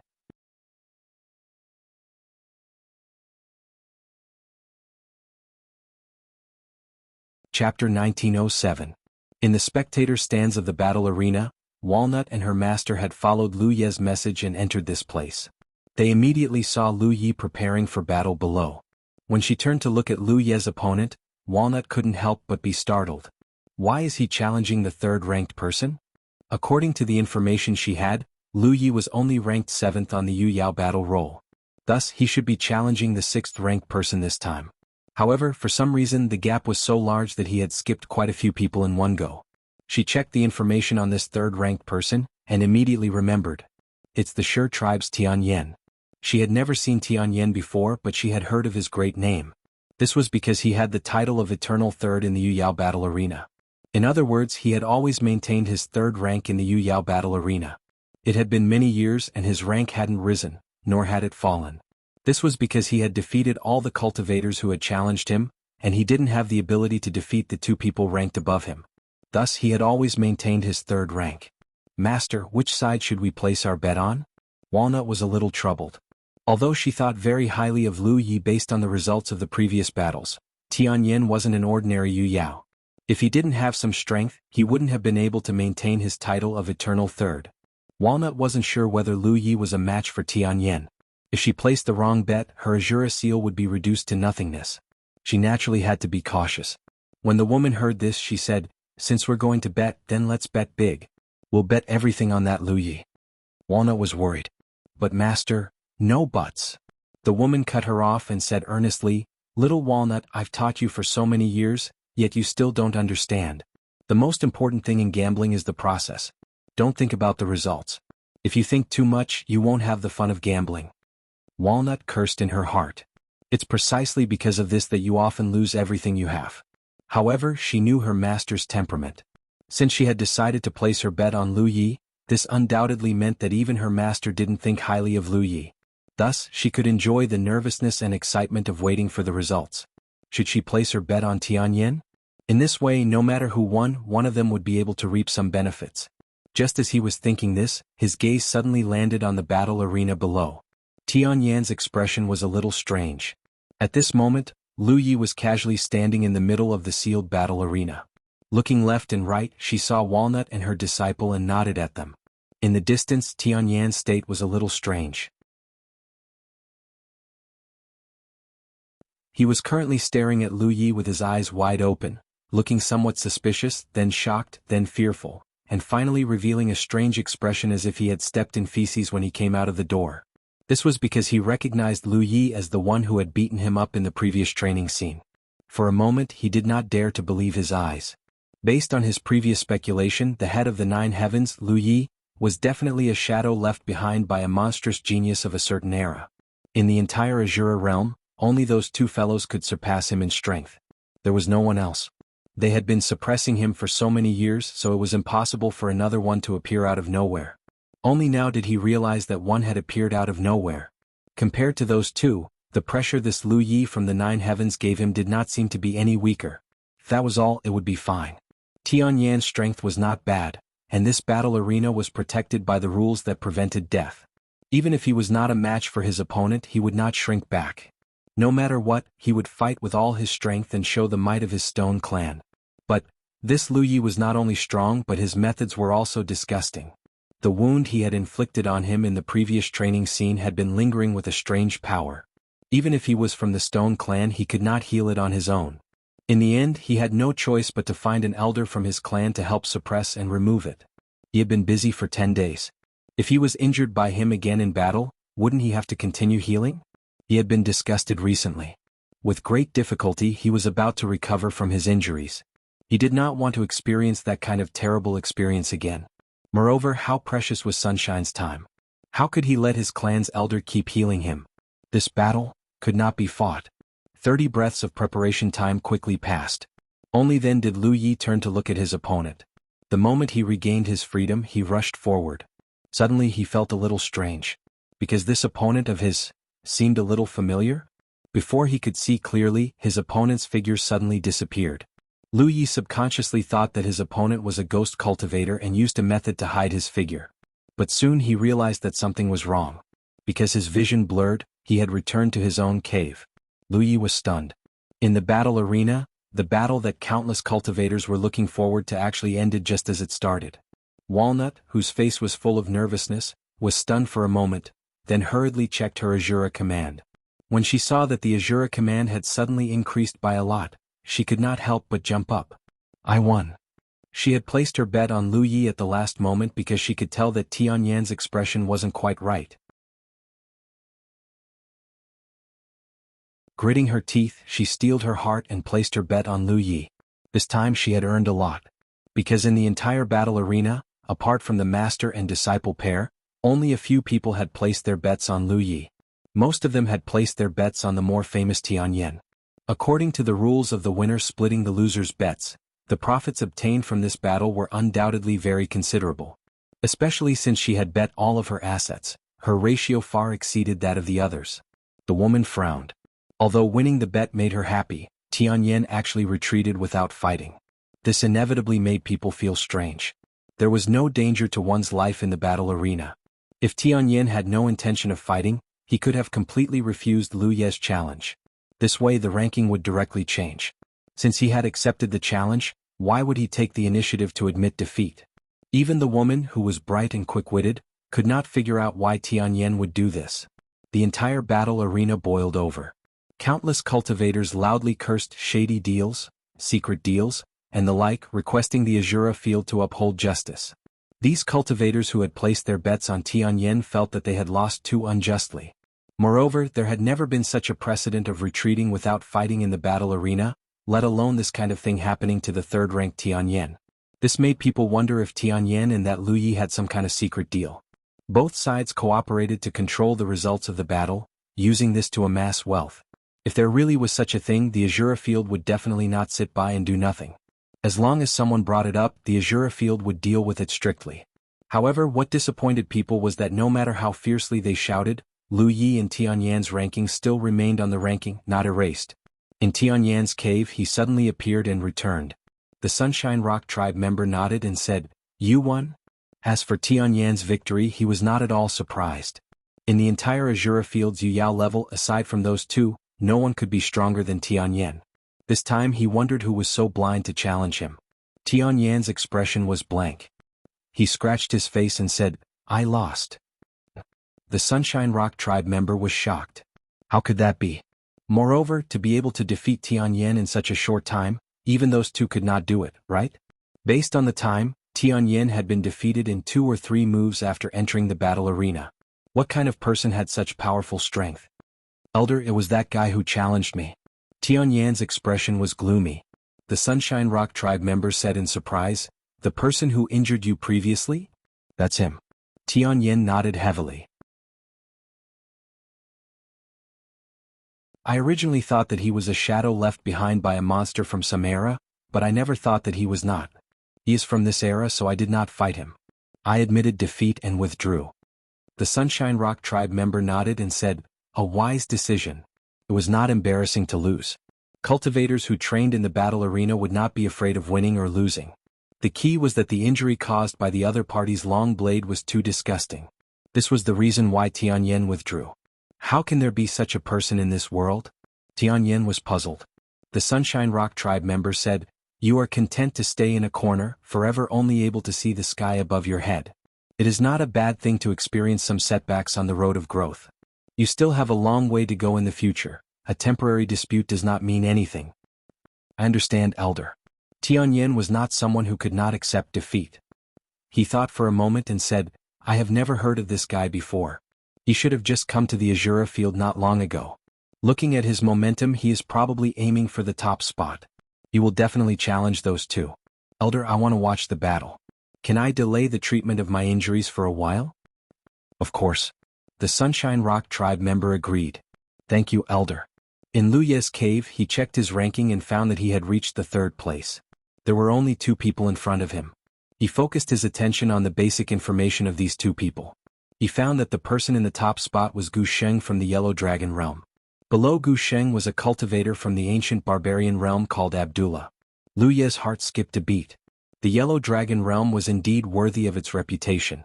He could hear the name of this realm everywhere he went. On the Wanxiang Sea, there was the Yellow Dragon Island, which was famous for its fighting prowess. The top spot in the battle arena was also a cultivator from the Yellow Dragon realm. It was indeed one of the top realms in the starry sky. It was full of talents. He knew a little about the ancient barbarian realm. It was a very strange realm. Generally speaking, the realms of various sizes in the starry sky would be affected by the changes in the overall environment, and then some changes would occur. Perhaps these changes would be very small and unnoticeable, but over a long period of time, these accumulated changes would be very big. This was also the reason why the current cultivation environment was completely different from that of the ancient barbarian realm. Only the starry sky wonders that were born in ancient times maintained the characteristics of ancient times. The ancient barbarian realm was special in that it had the characteristics of a starry sky wonder. It did not seem to be affected by the changes in the overall environment. The entire realm maintained the appearance and environment of ancient times. End of chapter.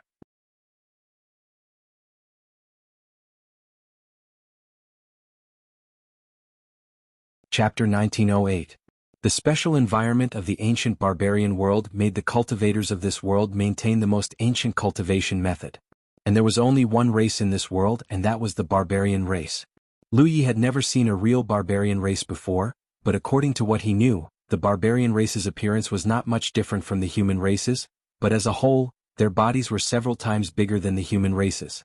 Moreover, they were most proficient in the way of tattooing, which was a battle method passed down from ancient times. If not for the barbarian race's difficulty in reproduction and their small population, they would definitely be a famous race in the starry sky. Moreover, their lifespan seemed to be much shorter than the cultivators of other races, which seemed to be caused by the environment of the ancient barbarian world. Even with the barbarian race's cultivation method, there was no way to change this. Now he was ranked 3rd, and according to the rules he could only challenge Abdullah, unless Abdullah was not in the heavenly Azura world. Just as he was about to challenge Abdullah, his Azura token moved and he immediately checked it. He thought it was Walnut, but it turned out to be Yu Yaorao's message. She sounded very surprised. You defeated Tianyan? Lu Yi thought that the news spread really fast. He had just won the battle and Yu Yaorao already knew about it. Could it be that she happened to be watching the battle in the arena just now? However, after asking he found out that this was not the case. Yu Yaorao just happened to check the ranking of the Yu Yao battle arena and found that Tianyan's name was pushed down by Lu Ye's, so she asked. Good fight. Yu Yaorao seems to have some prejudice against Tianyan. Previously during the training, those pirate gangs were gathered by him. Lu Yi suddenly realized why he felt Tianyan was somewhat familiar. He's the chief of Thunder Light Gang? The main reason was that Tianyan ran too fast, so he didn't have time to carefully size him up, otherwise he would definitely recognize him. He was wondering why Yu Yao, who was ranked 3rd, retreated without a fight. It turned out that she had already fought with him before. It's him. Yu Yaorao gnashed her teeth. I was scared to death by him. Lu Yi was about to reply when another message came. This time it was from Walnut. She obviously knew that Lu Yi would not stop at the 3rd place and would soon challenge Abdullah and Gu Sheng, so she sent him some information about these 2 people. Just as he finished reading Walnut's message, a 3rd message came in. This time it was from Gui. She also sent some information about Abdullah and Gu Sheng. She and Lu Yi were both Yu Yao. 3 days before the battle rankings were released, she must have been busy ranking as well. It wasn't surprising that she had noticed the change in Lu Ye's ranking. Moreover, she was the one who had brought Lu Yi into the Azura arena. Naturally, she knew that Lu Yi lacked information about the top 2 rankers of the Yu Yao rankings. She had taken the initiative to send Lu Yi a message so that he wouldn't be at a disadvantage in the battle. Lu Yi felt very busy. First he thanked Gui Yi, then he sent a message to Walnut. Only then did he have the time to talk to Yu Yaorao. If you want to continue challenging them, you have to be careful. I heard that the top 2 on the Yu Yao ranking are ridiculously strong. Tianyin has been challenging them but has never succeeded. I have a slight understanding of it, Lu Yi replied. Regardless of whether it was Walnut or Gui Yi's information, they had indirectly confirmed the strength of these 2. It was also at this moment that Lu Yi finally understood why Gu Sheng and Abdullah's victory rate wasn't high. When he had looked at the information about these 2, he had felt it was very strange. This was undoubtedly somewhat abnormal for the top 2 rankers of the Yu Yao rankings. Only now did he know that all of their defeats were bestowed upon each other. There was a rumor in the Yu Yao battlefield. That was, Gu Sheng and Abdullah were in the 1st rank, Tianyin was in the 2nd rank, and those 3 were in the 3rd rank. Ever since Gu Sheng and Abdullah had occupied the top 2 rankers of the Yu Yao rankings, no one had ever shaken their rankings. The only ones who could change their rankings were themselves. This had also directly led to Tianyin's title as the eternal 3rd ranker. Every time before the Yu Yao battlefield's results were released, Gu Sheng and Abdullah would have a battle. Both of them had won and lost. This time Lu Yi saw that Gu Sheng was ranked 1st. However, the previous time it was Abdullah. Perhaps it was Gu Sheng before that. Therefore, every time 3 days before the Yu Yao rankings results were released, the Yu Yao battlefield would be extremely lively. Countless cultivators would enter the battlefield to watch the battle between these 2. Every battle between them dazzled the eyes of the spectators and caused them to gasp in amazement. As usual, there were many cultivators waiting for their battle to begin. While Lu Yi was busy communicating with the girls, outside a cave in the heavenly Azura realm, a tall and sturdy man wearing a beast skin cloak stood still. He looked like an iron tower. This person's chest was bare, and there was a tattoo of a roaring tiger's head engraved on his chest. It was very lifelike. His hair was shaved, and there was only a small patch of long hair at the back of his head that was braided into a small braid. He raised his large hand and slammed it heavily on the door of the cave in front of him. Instantly, banging sounds could be heard from the cave. He shouted, "Gu Sheng, open the door." An angry voice immediately came from inside. "There's no one at home." The tall and sturdy man grinned. "Stop talking nonsense and open the door. Grandpa is here to see you." He continued banging on the door. The owner of the cave was helpless. He knew that if he didn't let this barbarian in, he would only continue to chatter. He opened the door and looked at him with disdain. "What are you doing here?" The owner of the cave didn't look very old. Most importantly, he was extremely beautiful with fair skin. If one didn't listen to him and didn't have the physical characteristics that a woman should have, anyone who saw him would think that he was a peerless beauty. In fact, in terms of appearance alone, his appearance was indeed far superior to most so-called beauties. However, those who knew him definitely wouldn't let their imaginations run wild because of his appearance. This was because he was one of the top experts in the Yu Yao realm, whose name shook the entire Azura realm. He was Gu Sheng from the Yellow Dragon realm. The tall and sturdy man who came to see him was the barbarian tribe's Abro from the ancient barbarian realm. In the Azura realm, many people only knew that these 2 would fight once every 2 months. It was extremely intense, as if they had some irreconcilable grudge.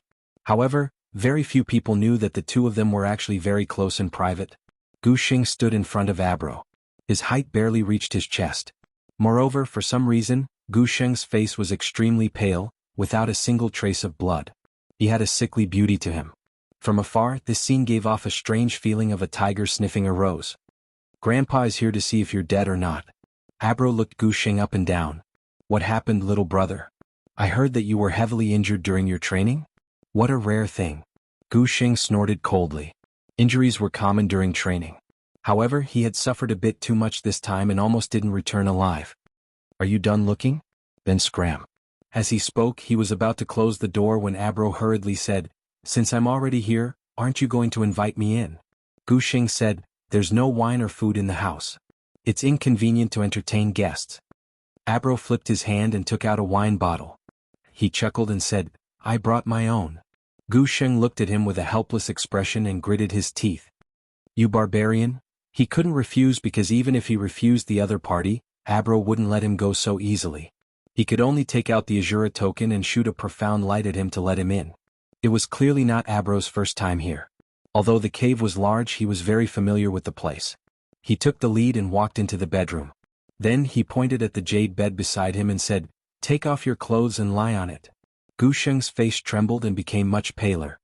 He stood still and said warily, "What are you doing?" Abro turned to look at him and patted the wine bottle he had brought. "Do you think I'm really here to drink with you? This is a medicinal wine specially made by my barbarian race. With the help of my race's secret healing method, I guarantee that you'll recover from your injuries in 3 days. Hurry up and heal my injuries.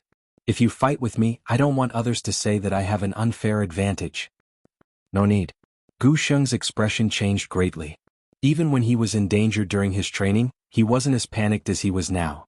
Although he knew that the barbarian race's secret healing method and their special medicinal wine were very effective, he had tried it before and still had some lingering fear. "What nonsense are you spouting?" Abdullah slapped Gu Sheng's shoulder, causing him to bend down. Then he grabbed him and threw him onto the bed. While doing so, he tore off his outer clothes. "I'll do it myself." Seeing Abro walk towards him step by step with a fierce glint in his eyes, Gu Sheng knew that he couldn't refuse and hurriedly shouted. After a short while, Gu Sheng lay on the bed in his underwear. Abro's 2 large hands were like red-hot iron, turning into afterimages as they slapped Gu Sheng's body. The slapping sounds were very rhythmic. Gu Sheng's face was blood red, and his expression was one of suffering that was worse than death. There was no other reason. As Abro activated the barbarian race's secret healing method, his blood and chi were surging out of his control. The feeling was very uncomfortable. Abro, however, said with interest, "Brat, you must have reincarnated into the wrong body. Your body and skin are better than all the women I've seen." Gu Sheng's face was red, and his heart was filled with humiliation. He cursed loudly, "Are you crazy?" Just as he finished speaking, he spat out a mouthful of blood. The blood was pitch black. Abro snickered. "See, I told you not to talk when you're healing. You've suffered retribution, haven't you?" Gu Sheng immediately shut his mouth and pretended that he was already dead. Suddenly, Abro's movements stopped, and his tone was surprised. "Someone actually challenged me?" After saying that, he continued slapping and muttered to himself, "Forget it, let him wait for a while. I'm afraid that Brat Tianyan is itching for a beating again." The only one who could challenge him now was Tianyan. Although Tianyan's strength was not as good as his and Gu Sheng's, he had a tenacity. He kept on fighting despite repeated defeats. Who knew how many times he had suffered at the hands of Abro and Gu Sheng's hands? However, whenever he had the chance, he would still challenge them. What a cultivator needed the most was this kind of indomitable spirit, so Abro did not underestimate Tianyan just because he was not his match. End of chapter.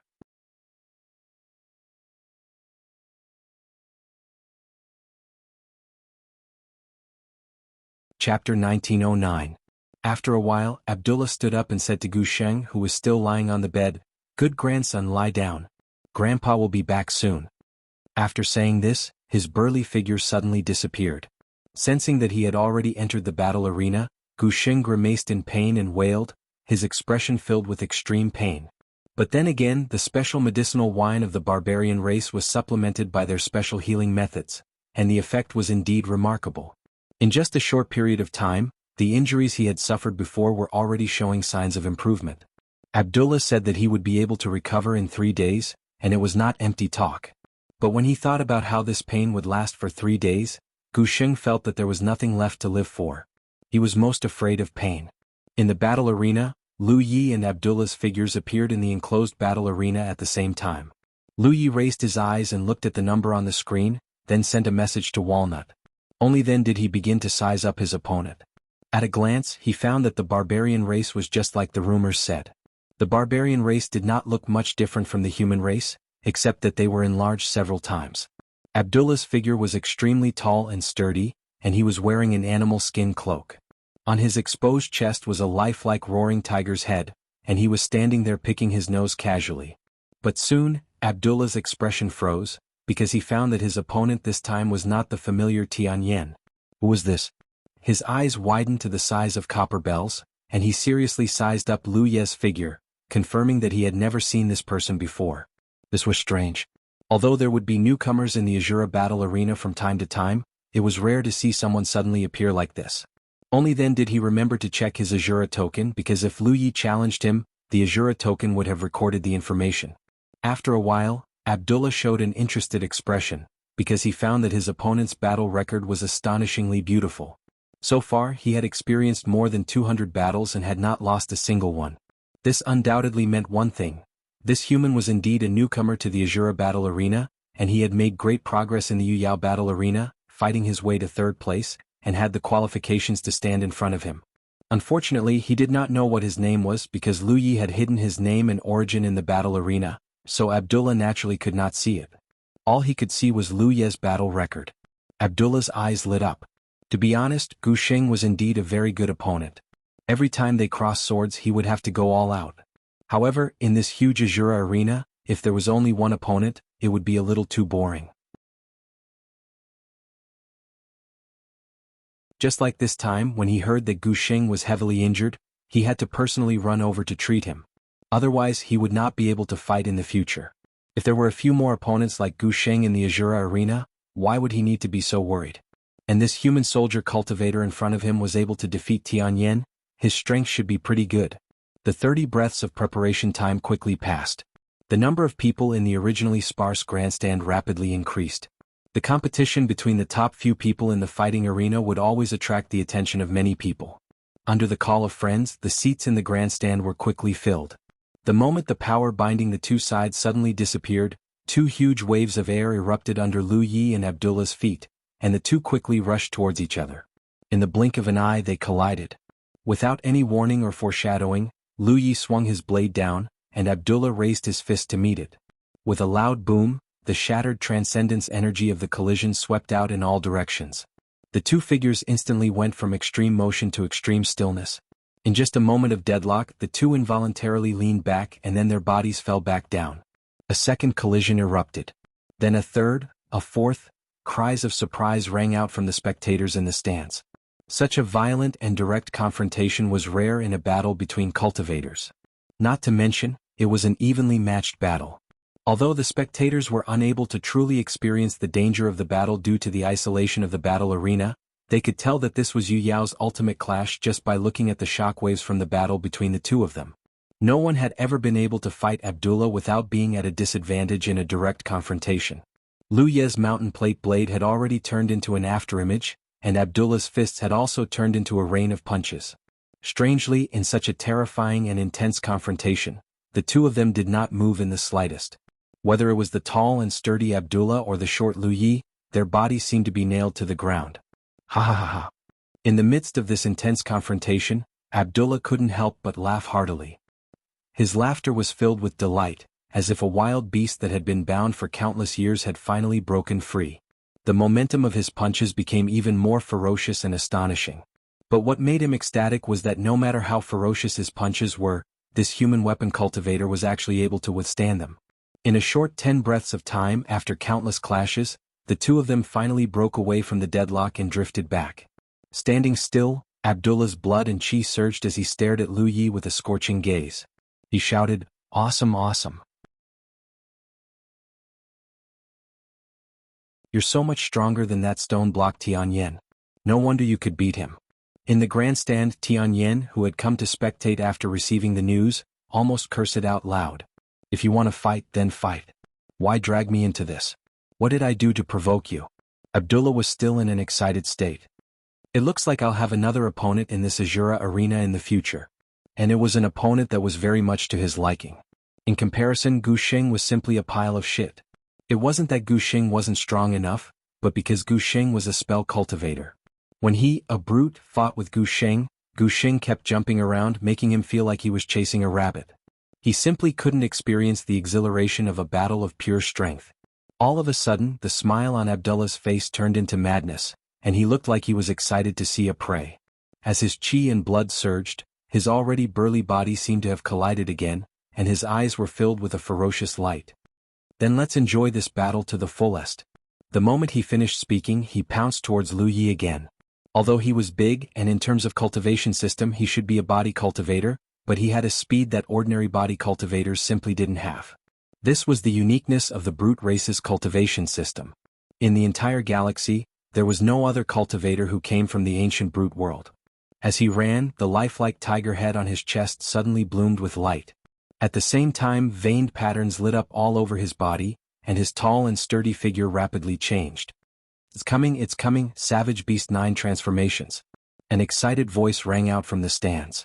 The person who spoke clearly had some understanding of Abdullah's background. The Savage Beast 9 transformations he spoke of was the brute race's secret technique that Abdullah cultivated. It was also what he relied on to fight against his opponent.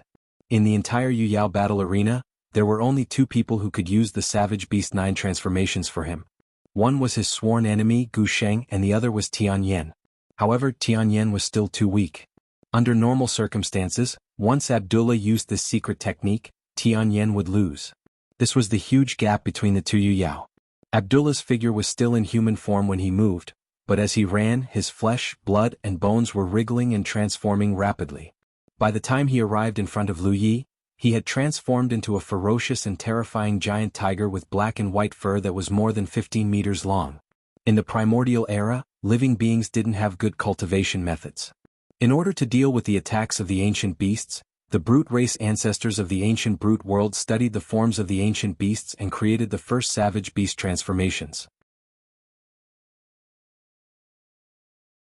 The brute race's Tao of tattoos also became popular at that time, because if one wanted to use the savage beast transformations, they had to supplement it with the Tao of tattoos. It was because of the brute race's ancestors that the brute race was able to survive in the harsh environment of the ancient times and pass it down to the present day. This was a secret technique unique to the brute race, and it was difficult for cultivators of any other race to cultivate it. Roar! The tiger's roar rang out, and visible ripples spread out in all directions. It was obvious that the roar wasn't just loud.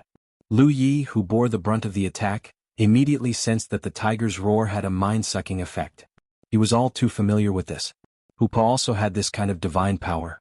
When he was still weak, he and Hoopa had teamed up to kill enemies, and it was Hoopa's roar that drew the curtains to the battle. He could clearly feel his soul's defensive barrier being attacked, and then, there was no then. This mind-sucking roar would often have a miraculous effect if it was used against someone with a weaker soul than the caster, but if it was used against someone with a stronger soul, then it would only be loud. Lu Ye's soul had never been weak.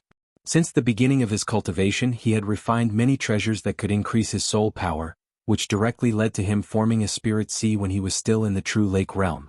Many years ago he also obtained the rainbow god lotus, which had the effect of nourishing the soul. Even if Lu Yi didn't do anything, it would constantly nourish his soul and strengthen his soul power. Therefore this tiger's roar was like a gentle breeze to Lu Ye's ears. The tiger's roar was only a test, and the real killing move followed. The tiger that Abro transformed into pounced down, and two wash-basin-sized claws shone with a cold light. As it swung down, it opened its mouth and bit towards Lu Yi. That bloody mouth bared its fangs, and if one were to be bitten, half of one's body would be gone. Under such a ferocious attack, the hearts of countless cultivators in the stands rose to their throats. Lu Yi, on the other hand, didn't move at all. He steadied his body and his long saber spun. The moment the tiger pounced, a great sun suddenly exploded. The large sun was like a lotus flower and it bloomed layer by layer. Each petal was an extremely ferocious saber light, and it enveloped the tiger's body. The tiger's roar rang out again and it was deafening. The saber lotus spun, and the light was resplendent, making it impossible for people to see the battle clearly. The most nervous person in the stands was Walnut. Under her master's instigation she had once again placed her bet on Lu Yi, so she was naturally very nervous. End of chapter.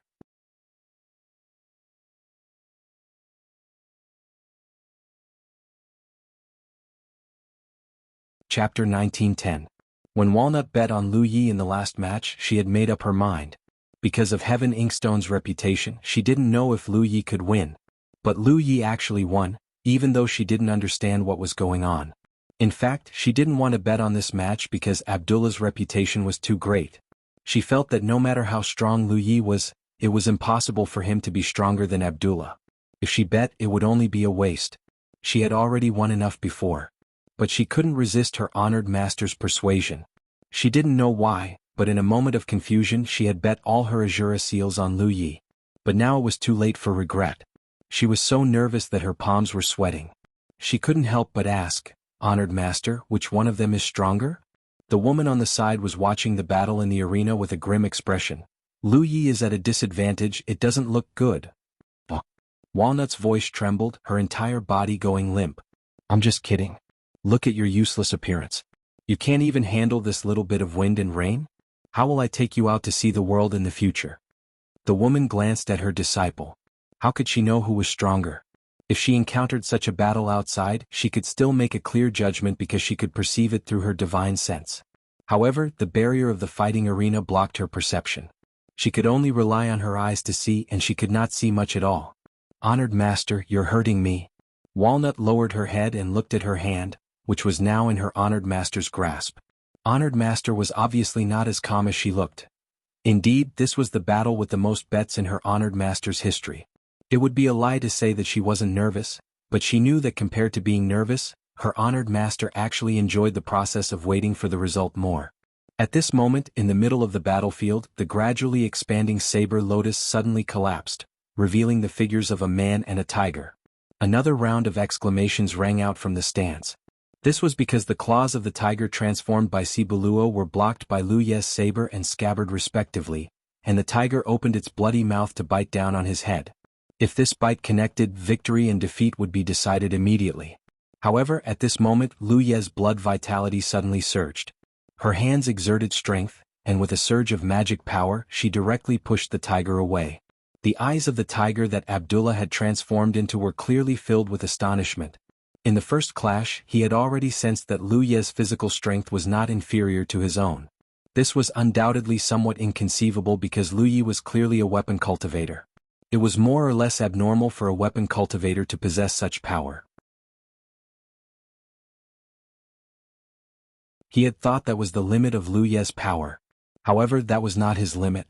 After performing the savage beast transformation and transforming into an ancient tiger, his physical strength had increased by at least 20%. Who would have thought that Lu Yi would actually be able to receive it? He was certain that Lu Yi hadn't used any kind of secret technique. This was undoubtedly his own strength. There was actually someone in this world with such a sturdy physique? Abdul was shocked, but he was also excited. He knew that he had underestimated Lu Yi. Lu Yi was indeed an opponent who was qualified to compete with him. His figure flew far away, and as soon as he landed, Abdullah felt an extremely oppressive aura pressing down on him. He looked up and saw Lu Yi charging over with his saber in hand. Roar! Another tiger roar rang out, and the tiger's figure changed again. Lines on the surface of his body lit up, and the giant tiger rapidly thinned, but his overall body undoubtedly became smoother. Lu Yi watched this scene. Although he had learned from Guei and Walnut that Abdullah cultivated the savage beast transformation, he was still slightly surprised to see it with his own eyes. Transforming into a tiger was Abdullah's first transformation, and at this moment he had undoubtedly displayed the second. All of a sudden, the tiger transformed into a pitch-black cheetah. Lu Ye's swift slash actually brushed past the cheetah's body and struck empty air. Instead, the cheetah took the opportunity to attack from the side. Its movements were much faster than before. Lu Yi raised his saber to block, but the huge force caused his body to involuntarily slide to the side. Before he could stabilize himself, the cheetah pounced again. Lu Yi roughly understood that each transformation of the savage beast transformation had its own unique characteristics. Compared to the savage tiger transformation, Abdullah's speed had been greatly increased by the second transformation. He exhaled softly, and the flesh on his saber-wielding right arm began to wriggle. In an instant, saber light filled the sky. The spectating cultivators in the stands were dumbfounded, because at this moment, the speed of the man and the beast's battle was so fast that they could not see clearly. In addition to the saber light filling the sky, there seemed to be countless Lu Yes and Abdullahs, each and every one of them competing with Abdullah.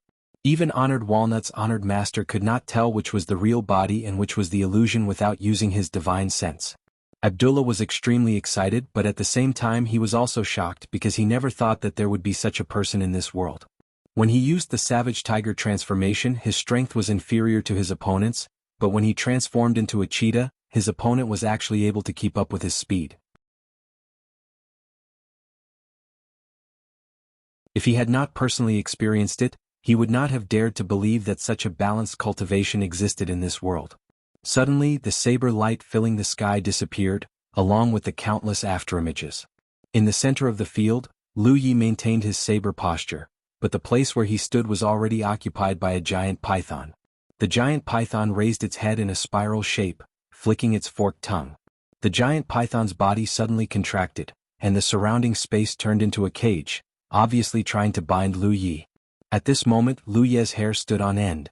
If he was really bound like this, with the strength that Abdullah had shown before, even if he had other means, it would be difficult for him to use them. Activating the vertical sweep technique, he waved his saber to break the invisible imprisoning force around him, almost jumping out the moment the giant python's body tightened.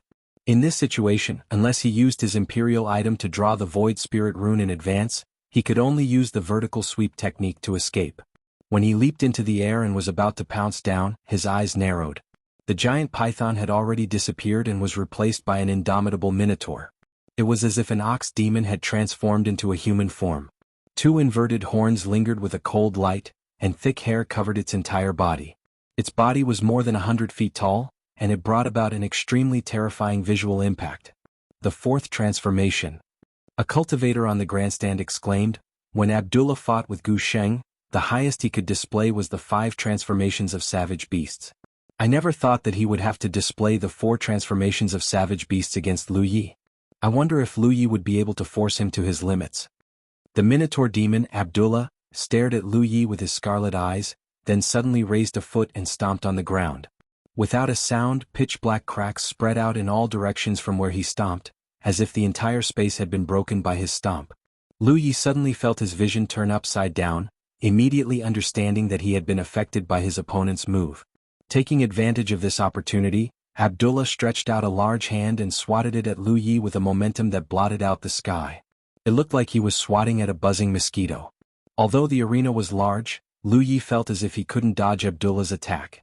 He made a prompt decision and closed his eyes. When he opened them again, his magic power ferociously poured into the mountain pan saber. He raised the saber high and the blade shone brightly. In the blink of an eye, a giant saber shadow appeared. The size of the saber shadow was astonishing. The Minotaur demon's palm blotted out the sky, and the saber shadow slashed down at the same time. Heaven-splitting saber. The collision of magic power caused countless vortexes to appear in the arena, blurring the figures of the two combatants. Only the sonorous cry of a bird could be heard. When the spectators once again saw the scene in the arena, they were all shocked to discover that Abdullah had already used the 5th transformation of the Savage Beast transformation. He had turned into a golden-winged roc, and beside the roc, there was a tiny figure fighting with him with a saber. The battle was extremely intense. Streaks of golden light shot out as the great peng flapped its wings, but they couldn't harm Lu Yi at all. Instead, they were used by him, causing the golden-winged great peng to be flustered. Lu Yi realized that each transformation of Abdullah's Savage Beast transformation was stronger than the previous one. There should be no order in this transformation. In other words, if the tiger transformation was Abdullah's 5th transformation, then the tiger transformation would be the strongest. At this moment, his 5th transformation was the golden-winged roc, so this form was the strongest. At this moment, the pressure Lu Yi felt from Abdullah's strength was much stronger than it had been in the beginning. But it was still within the range of what he could handle. Lu Yi was looking forward to Abdullah's 6th transformation. As far as he knew, the Savage Beast transformation's real name was the Savage Beast 9 transformations. In other words, there were a total of 9 transformations, so Lu Yi wanted to know how strong Abdullah would be in the 9th transformation. While he was thinking, Abdullah suddenly retreated. Lu Yi frowned slightly and didn't pursue. The golden-winged roc quickly shrunk and returned to Abdullah's appearance. His skin was now incomparably red, as if it was soaked in blood. His eyes were filled with fighting spirit as he spat out visible chi. Amazing! You're the second opponent besides Gu Sheng to withstand my 5th transformation. I want to see the 6th transformation. Lu Yi looked at him. Abdullah laughed loudly. That won't do. My foundation is not enough. If I use the 6th transformation, I'll lose my life. It's a desperate move. Lu Yi was stunned. Originally, he was wondering why Gu Sheng only used the 5th transformation in his fight with Abdullah if the Savage Beast transformation had 9 transformations. It turned out that there was such a reason. Even someone as strong as Abdullah could only use the 5th transformation. If he forcefully used the 6th transformation, even if he managed to kill his opponent, he wouldn't have a good ending. There was indeed a rule in place to protect the cultivators of both sides from losing their lives during the battle, But this protection did not apply to Abdullah, who had used his sixth transformation. The injuries a cultivator would receive during the battle were real and tangible. Once Abdullah used the sixth transformation, the huge damage to his foundation was enough to cause him to lose his life. That's a pity. Lu Yi felt a little regretful. He had a rough understanding of Abdullah's strength. He was stronger than Lionheart, so it seemed that Gu Sheng was about the same level. This made him feel a little disappointed. Was this the standard of the top 2 on the Yu Yao ranking? End of chapter.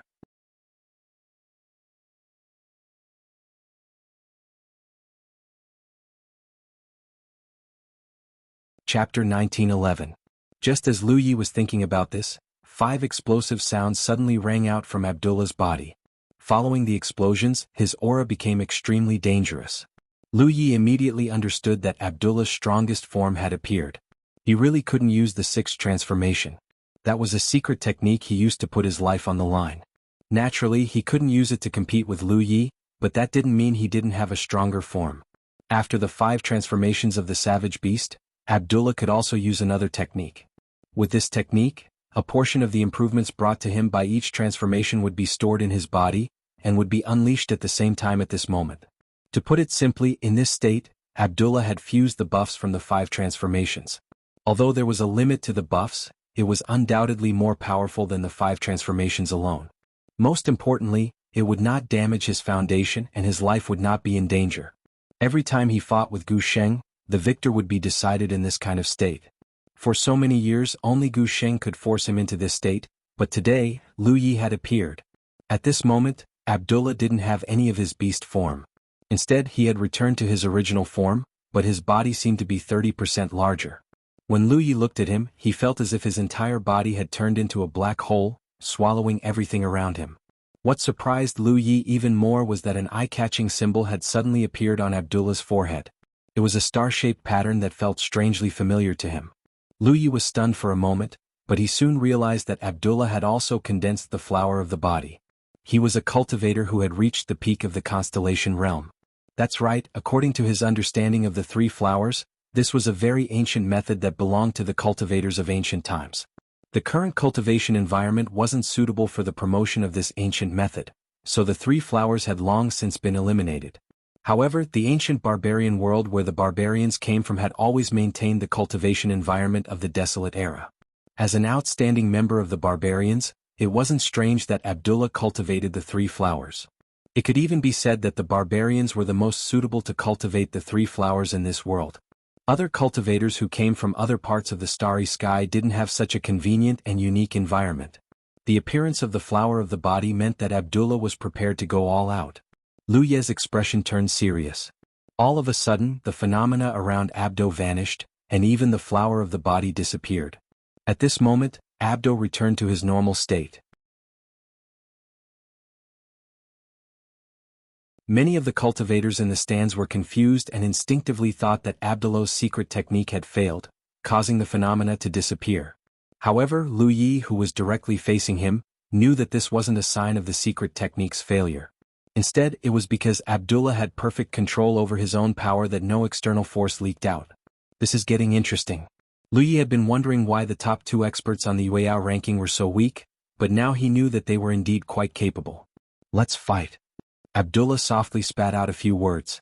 Just as his voice fell, his afterimage was still in place, but his real body had already arrived in front of Lu Yi. Wrapped in an unstoppable momentum, he punched towards Lu Yi. Compared to before, his speed was much faster. This punch almost brushed past Lu Yi's body. When the fist landed, it didn't spread any power as if it was just an ordinary punch. However, Lu Yi, who was flying backwards, suddenly felt half of his body go numb. In the next instant, the space where he was originally standing shattered like a shattered mirror. Although it quickly recovered, he could still see the power of this punch. His heart trembled. He had only been grazed by the opponent's fist, but if he had been hit, even with his current physique, he would have been defeated immediately. Abdullah was definitely the strongest Yueyao he had ever seen. Compared to Lionheart, who he had killed in the 10,000 Elephant Sea, he was on a completely different level. After missing his punch, Abdullah pressed forward and punched again. This time, Lu Yi didn't retreat and raised his saber to meet the attack. The moment the fist and saber collided, a violent explosion resounded throughout the arena, but that was all. After a short while, the expressions of the cultivators in the spectator stands became strange.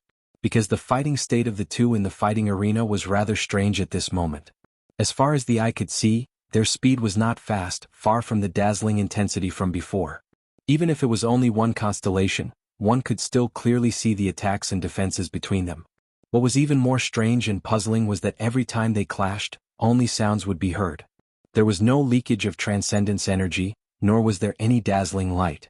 The two figures, one big and one small, both had serious expressions on their faces. They were fighting very seriously. But to put it bluntly, even a fight between cultivators in the spirit stream realm who had just started cultivating would be more interesting than a fight between these two. The constellations couldn't see much of it. They only felt that the fight between Lu Yi and Abdullah was far less exciting than the fight between Abdullah and Gu Sheng. If these two were to clash, it would be like lightning striking the earth, fighting in full swing, dazzling the spectators. Then they looked at what was in front of them. Yu Yao, on the other hand, was deep in thought. Beside Walnut, her master couldn't help but sit up straight. Her expression was solemn as she watched the fight in the arena, her face full of disbelief. These two guys, Master, what's wrong? Walnut had never seen her master reveal such an expression. Surprise, shock, and even some yearning? The woman stared at the two figures in the arena and exclaimed, "Sure enough, there are new talents in every generation. If these two can advance to the Sunshine Realm, their futures will definitely be limitless. No, with their current aptitude and foundation, advancing to the Sunshine Realm will definitely not be a problem." Walnut's eyes turned and she deliberately said, "They're only fighting like this. How can Master see anything?" She vaguely sensed something, but due to her limited eyesight she couldn't be sure, so she wanted to ask her master for some guidance. The woman said, "What do you know? Don't think that just because their fight isn't exciting they can't do it. In fact, these two people's control of their own power has reached an unimaginable level. That's why there aren't any aftershocks in their every clash, because none of their power is wasted. Just this point alone is something that not many people in the starry sky can achieve." "Then what about you, Master?" Walnut asked. The woman didn't say anything. If it were under normal circumstances she would naturally be able to achieve this, but if she was fighting with an opponent of similar strength, it was simply impossible. This was because if the opponent's strength was on par with hers, she would have to fight with her life on the line. Under such circumstances, who could completely control their own power? She couldn't do it, but the two guys below could. Just this point alone made her inferior to those two little guys. In the arena, Abdullah's expression was incomparably serious, but the surprise in his eyes couldn't be concealed. Lu Yi being able to withstand his 5 beast transformations was already shocking enough, but who would have thought that he couldn't do anything to the other party in this state? It should be known that even Gu Sheng wouldn't dare to face him head-on in this state. Of course, Gu Sheng was a Dharma cultivator and would never be able to compete with him in this way. But this human opposite him had done it. He had used a secret technique, but what about the other party? From beginning to end, he had never seen the other party use a secret technique that could increase his strength. In other words, the strength that the other party was displaying at this moment was something that he already possessed in his normal state. This was simply too shocking. As these thoughts flashed through his mind, he suddenly saw the aura on Lu Ye's body change. In an instant, Abdullah couldn't help but feel an extreme sense of danger.